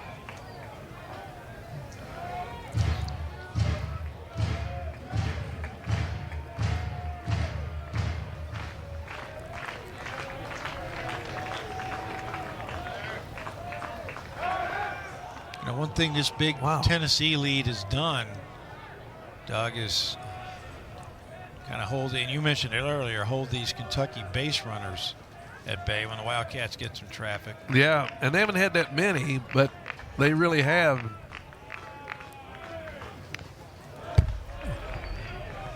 Boy, another breaking ball. Nobody's breaking ball looks pretty good today, keeping hitters off stride. The throws over to first base, it looks like Nicholson may be having trouble picking them up.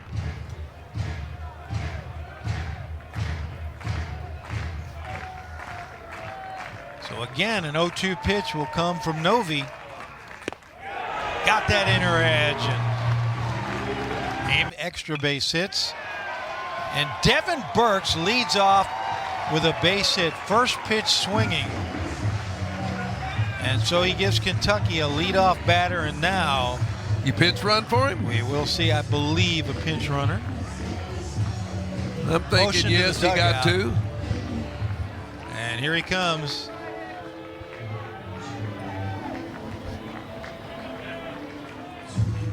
Caius Gargan, backup shortstop, will run for Devin Burks, who gets a nice hand.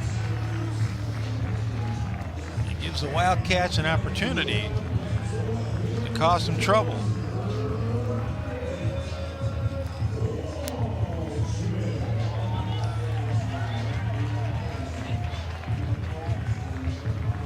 So the Cats will send out a new catcher, obviously, in the next inning, and Ryan Waldschmidt has been a tough out today. In fact, they haven't gotten him out, and he looks at a big slow breaker.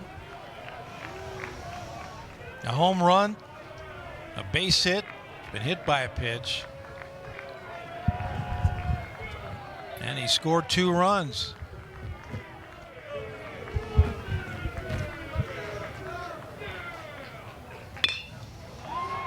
That's going to be trouble. Curley.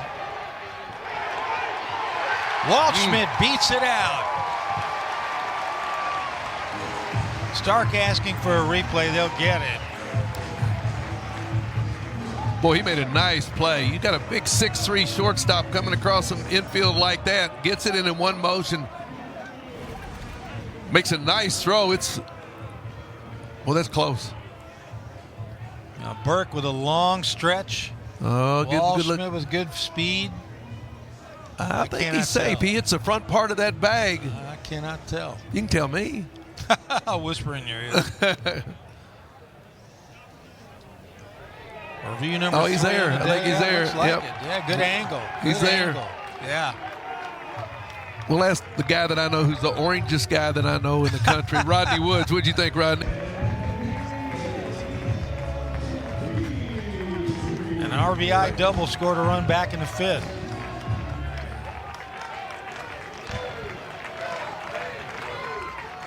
Cats down 4. I can't imagine that he would be bunting to sacrifice here. Since he got a hit, he doubled last time up. Maybe just looking at a pitch.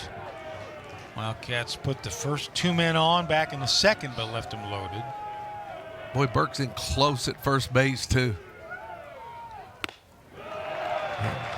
He is fearless. Yep.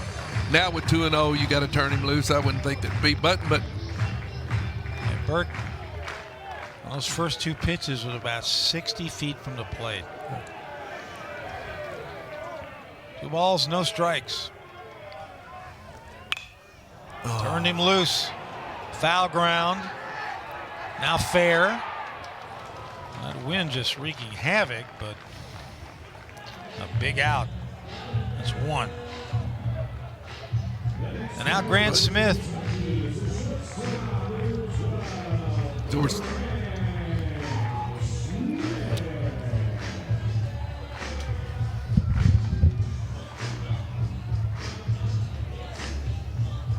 Grant with an RBI single his last time up.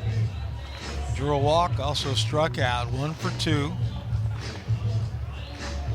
It's a big opportunity for Kentucky, which has not been able to put much pressure on Tennessee.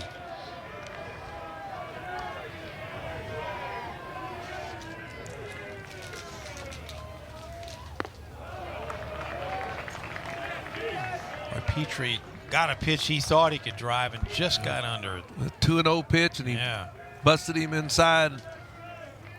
You know, a lot of times he's looking to go the other way, and sometimes you like to see him try to pull that pitch.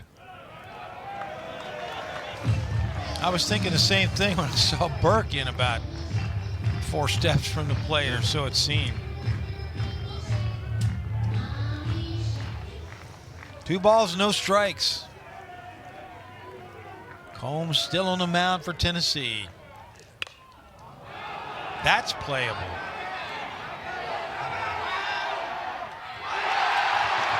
And Grant Smith stays alive. Amick called off Stark.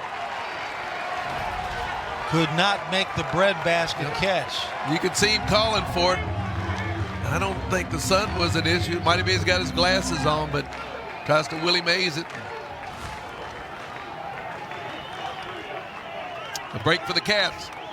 New life for Grant Smith. Boy, his body language, you could tell how disgusted he was. Yeah, he got a pitch he'd like to hit. See if he comes back with another fastball. Nope. Petrie popped up a 2-0 pitch. Grant Smith popped up a 2-0 pitch, but Smith lives to swing again. Or at least try.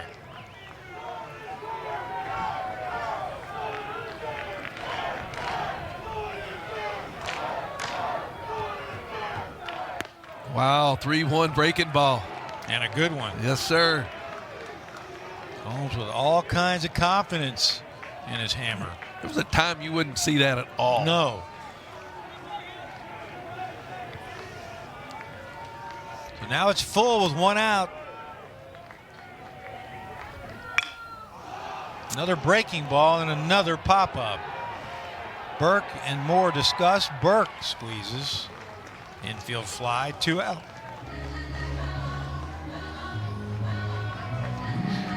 So Kentucky. Lopez 1 for 3. And it's my speared goodness. by Combs, and that'll do it. Good play. Wildcats put 2 on, but pop up. And the Wildcats rallied. Tavares Tears leads things off for Tennessee against Jackson Novi. Dick Gabriel, Doug Flynn. On a gorgeous day here in Lexington with the wind now blowing straight out to right.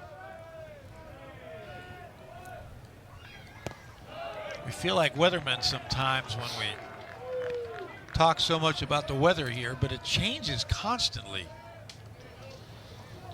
until it warms up. At least the wind does. How about that for a big bender, Coach? Especially on 2-0. Look at fastball.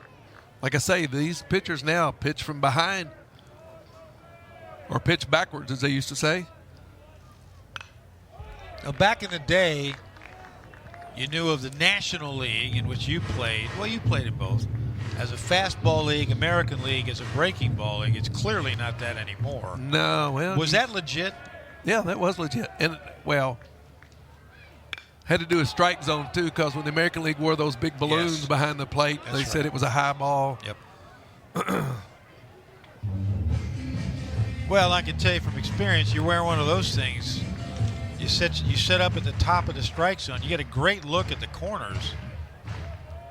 You're wearing an inside protector. You're on the inner edge. Did you wear a balloon when you umpired? At first, yeah. Novi up and in. That's the 3rd consecutive strikeout Struck out the side, or actually struck out 3 back in the 7th.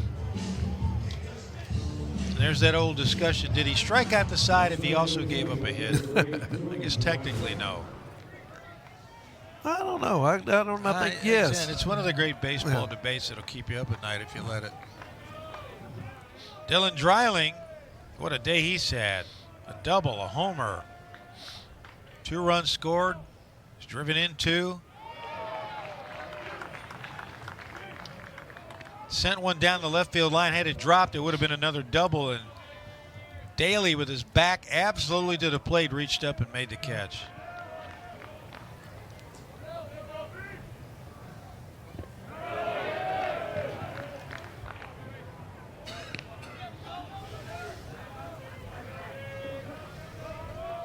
Dylan now 14 home runs on the year.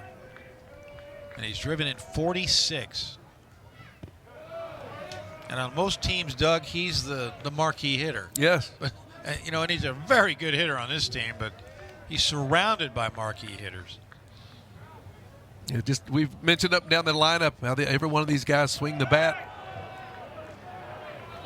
Well, and they're very patient. Today they've struck out a few times. Kentucky pitchers have been able to get them, but they work themselves into good hitters counts. 3-1. Like that? Yep, that's a good hitter's count. Yep. And that's a good hitter, and that's the 2nd home run of the day for Dylan Dreiling. And the Vols are back on top by 5. Well, we mentioned it. They just keep playing add-on, averaging 10 runs a game. So you know when they scored 5, they're thinking of scoring 5 every inning. And he gets him a 3-1 pitch, and he does not miss it. He knows it. Took advantage of that win, but I think that's out regardless. Yeah. So now it's a 5-run disadvantage again for the Wildcats. We're down to their last 2 at-bats. Dean Curley will try to keep it going for Tennessee. He also has had fun today. 2 for 4. An RBI, has scored a run, and Nick Mingione has seen enough. And he walked a man. Pitched a scoreless inning in Birmingham against Samford a week ago Tuesday. But hasn't pitched against an SEC team since the 15th of March against Georgia. Bulldogs roughed him up. Went a third of an inning. Gave up a walk and a 2-run double. That's been his only SEC outing so far this year. Well, knowing what Sunday games sometimes can end up, you want to try to save somebody for tomorrow. But it's also a chance to give some guys a chance to throw. And that doesn't mean Kentucky's giving up. It just means they got some arms that they know they may need later. Rated the 6th pitcher for the Wildcats. Needed 3 last night. 92 miles an hour, but at the bottom of the zone. And that's been Frida's MO since he's been at Kentucky. He's got good stuff. A lively fastball. He's just had a hard time sometimes corralling it. But gets Curley to chase. You can see a live arm. Went 2 innings and a win over Lipscomb. Scoreless. Gave up 2 hits.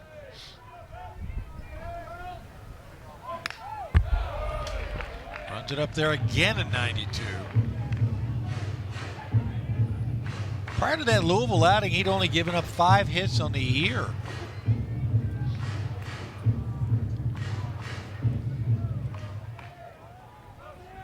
Watch how solid the Curley is at the plate. Got a short swing. He doesn't stride much. 3-2. Jammed him. No. Grant Smith with a routine play. 2 out. So that was a battle. Yep. And Freda pitching to contact. You got a guy like that behind you. Talked to Trey Pooser last night about just the comfort you feel as a pitcher when you turn around and there's Grant Smith, and over there is Emilian Petrie, and now you got Mitchell Daly at third as Reese Chapman steps up. Good pitch by Freda. So basically, 92 on the edge. as we said last night, 3 shortstops out there. Yeah. Chapman's been a tough out. 1 for 2 with a single, a walk, and a bruise.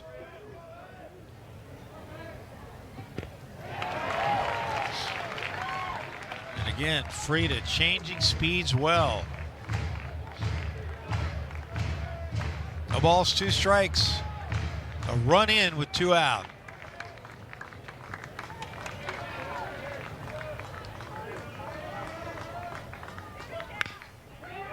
Again off the fist. Freda fielding Wow. is the difference right now to Gabriel Doug Flynn at Kentucky Proud Park, and Daly gets a little wake-up call. RBI single back in the first inning, then picked off. 1 for 3 on the day. And has played some outstanding defense at third base this weekend, including an over-the-shoulder catch he made earlier today to rob Tennessee of extra bases. And a sharp breaking pitch from Combs, who's been sharp himself. Out of the pen since the 5th inning when the Wildcats put up 2 and they were threatening. But Daly, unfortunately for the Wildcats, bounced into a double play. Oh, foul ball.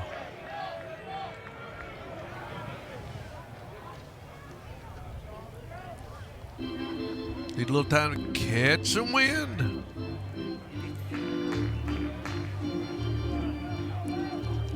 Cats put men on first and second in the 7th inning, then went down on 2 pop-ups and a comebacker.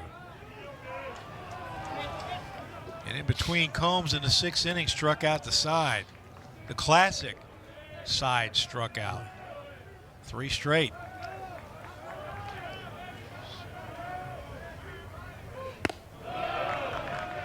Boy, he is sudden to the plate, isn't he? He really is. Don't give you much chance to dig in up there. The breaking ball is used mostly. He started right at that batter's hip, and it's been coming across the plate. Like that. Yep. But an easy hop for Christian Moore. And there's 1 out. You know, we've talked a lot about the crowd today and last night's crowd. And Nick Mingione, after the game last night, told the media how pleased he was that Kentucky could come back and get the win and reward the crowd that showed up so many times. Doug, as we've seen since they opened this place in 2019, Kentucky has attracted a great crowd. A lot of time for the Louisville games, but not one. True. So last year's regional championship, you mentioned those crowds as Ryan Nicholson fouls one off. They were rewarded with a championship effort and great baseball games up and down. And these 2 today, or this weekend rather, have been really entertaining. So if you come for the first time, you're going to want to come back. And so much chatter this week here in Lexington. In fact, one of the local TV stations did a story about Kentucky fans shifting their focus from basketball to football, or to baseball. And football's over as well with spring. Off the mid of Burke. Hard shot by Nicholson. Wildcats are alive. But yeah, a lot of talk about the new head coach, Mark Pope, and best of luck to him. And obviously I've known him since he was a player. But when this team, like it is now, is going well, as it did last year, as it did in 17, the year they won the SEC title in 06, this town, as you know, you're from here and played a lot of baseball. This town goes nuts for baseball. They really do. I mean, there's a lot of interest, and all the youth programs here were pretty strong. So, yeah, they did. All they had to do is get a product, and then weather, too, had a little bit to do with it. But they're fun to watch. Now Nolan McCarthy, first pitch swinging, got a good hack. Yeah, this team is fun. They don't quit playing. They play for each other. They love each other. And And, you know, when you see teams that are successful, most of them are pretty much like that. I'd say probably the same for Tennessee. Tony's got the guys that he likes to have. He's still finding out about some of them because he got several guys from the portal. Well, there's that good hard slider. Now 0-2. You know, the baseball teams are getting a lot like the basketball teams that are successful. It's that senior leadership. Yep. At least junior leadership Or at in least, baseball. With the draft being what it is. That's strike 3 on a 92-mile-an-hour fastball. 3 pitches, and McCarthy goes down. 2 out. Yeah, I don't think there's much arguing there. Pretty good pitch. With both these pitchers, they work quick too. They have an idea what they're going to do. They don't waste a lot of time on trying to get signs.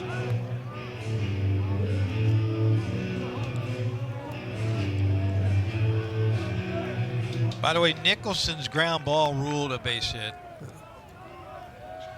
Again, one of those hard smashes, Doug. Yeah, right on the button.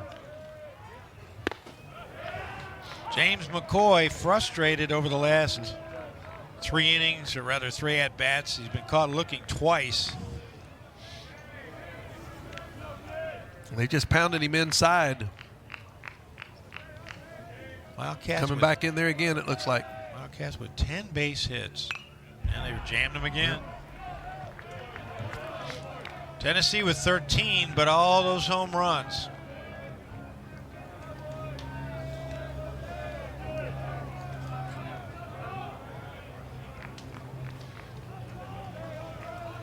Balls with 5 bombs on the day. A couple of times this year they've had as many as 6 in a game.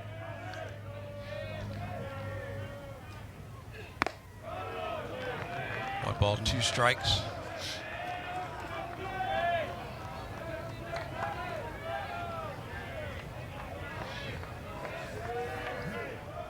We asked Tony Vitello if Stark called pitches. He said sometimes. So he's got a really good read on all of his staff. Another pop-up. And another nice play defensively by the Volunteers. Kentucky puts a man aboard, but that's where he remains. Will go with a lead. No home run yet for the big man, but he's busy pitching as Hunter Ensley leads things off for the Volunteers. Ball's trying to add to their 5-run lead. And even this series here in Lexington, and that's a foul ball. Cats have handled Ensley today. He's 0 for 4. After the home run last night, staked Tennessee to an early 2-0 lead.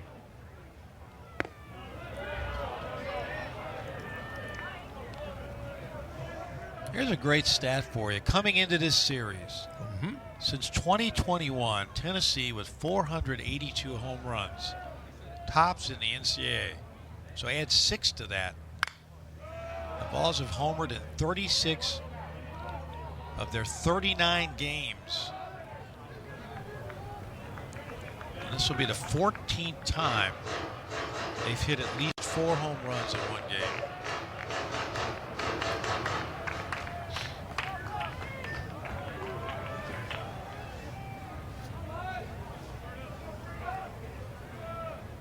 Two from Frida. That is deep. It's trouble if it's fair. But it's not. That time the wind, I think, blew it off the line. Wind's changed once again. Both of these teams online for NCAA tournament appearances. There you see once again, blowing out to right. Kentucky trying to go for the 2nd time in a row and 3rd under Nick Mingione. Volunteers look to go for the 5th consecutive year. They made 3 straight supers.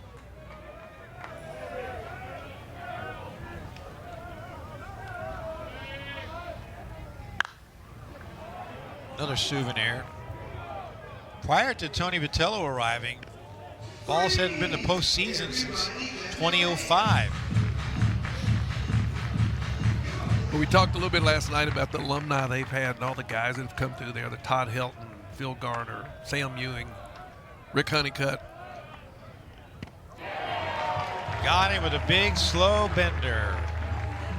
I think Rick just retired. He's pitching coach forever with the Dodgers. Boy, it just took something way off of that one. Honeycutt, a two-way player at Tennessee. And to the Tennessee faithful, we say congratulations to Todd Helton. Yep. Boy could hit. This summer, entering the Hall of Fame. Just the second SEC player to do that, which is amazing. I agree. Blows 91. Past Cal Stark.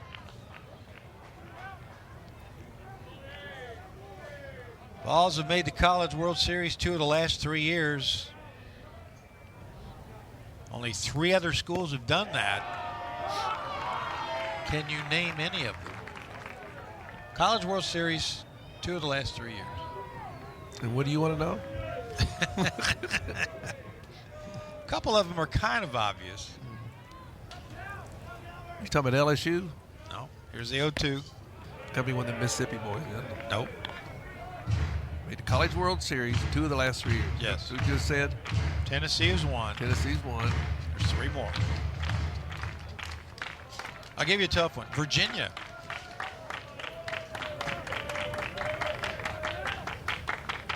One, two. That was my next guess.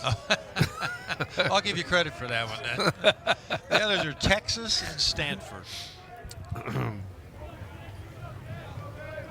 So you talk about an event just like the SEC tournament down in Hoover, which has just exploded. So is the Women's World Series.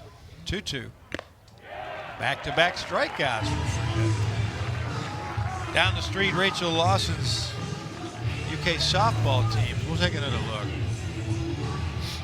Good fastball. Yeah. Just couldn't catch up. Got a lot of run on that today. Softball Wildcats have been a fixture in the postseason. Trying to get back to Oklahoma City for the World Series. They did it back in 2014. And what an event. Christian Moore, top of the order.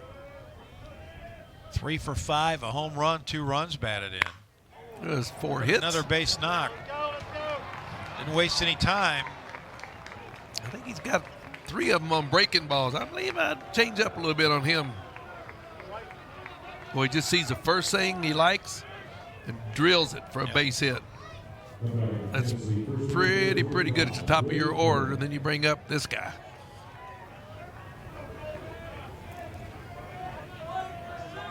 Yep. This guy is Blake Burke. Batting .413, a home run earlier today, a walk. Lined out to third. Brentwood, California native.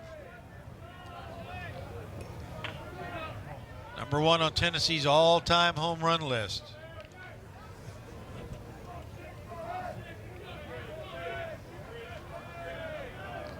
Earlier this week, I mentioned the 6 home runs, one of those games against Bellarmine and over in Louisville. Grant Smith finishes things up. And the Vols leave him way to the plate. Batting in the 9 hole, where Devin Burks opened the game. Gimpy hamstring and all, singled back in the 7th inning, gave way to a pinch runner. Eli from Elkhorn, Nebraska. 2 for 8 as a Wildcat so far. His first base hit, a home run.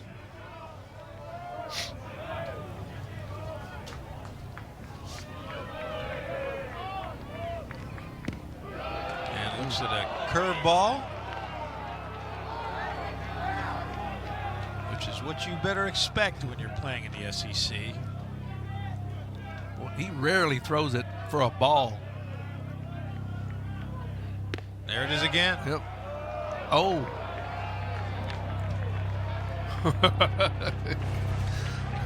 Oh, that's a good pitch. Maybe just a shade out. But boy, what a nice pitch. 2-2. Came with a fastball.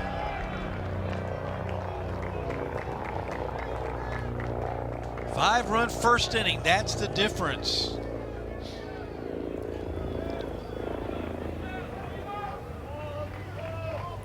Eli, just a true freshman. Yep. Tied him up. 1 out. Boy, look at the break on that ball. That is a tight slider. Well, Ryan's one of the bright spots today for the Cats with 3 base hits. A home run. Solid shot to center. Infield single. Was hit by a pitch. He's 3 for 3.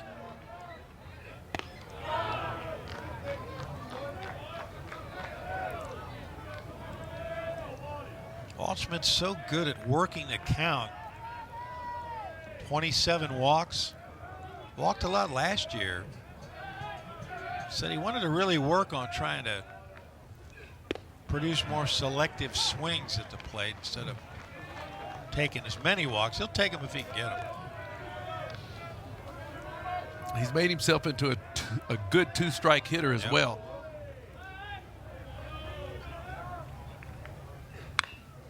And now it's 1-2.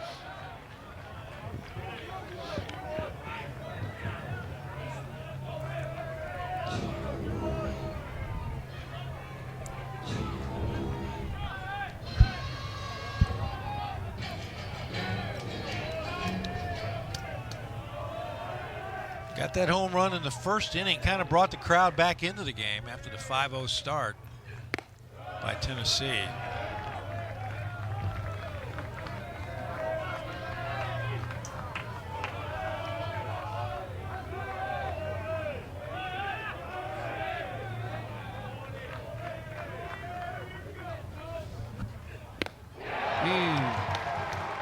Nice pitch, big slow breaking ball.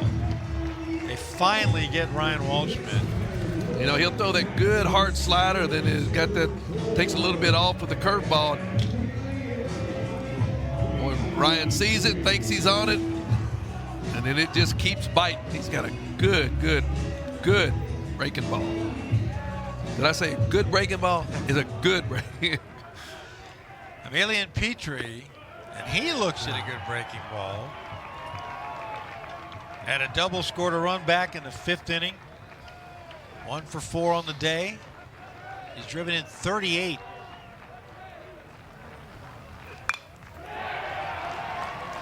Now the Wildcats down to their last strike. The orange-clad fans on their feet.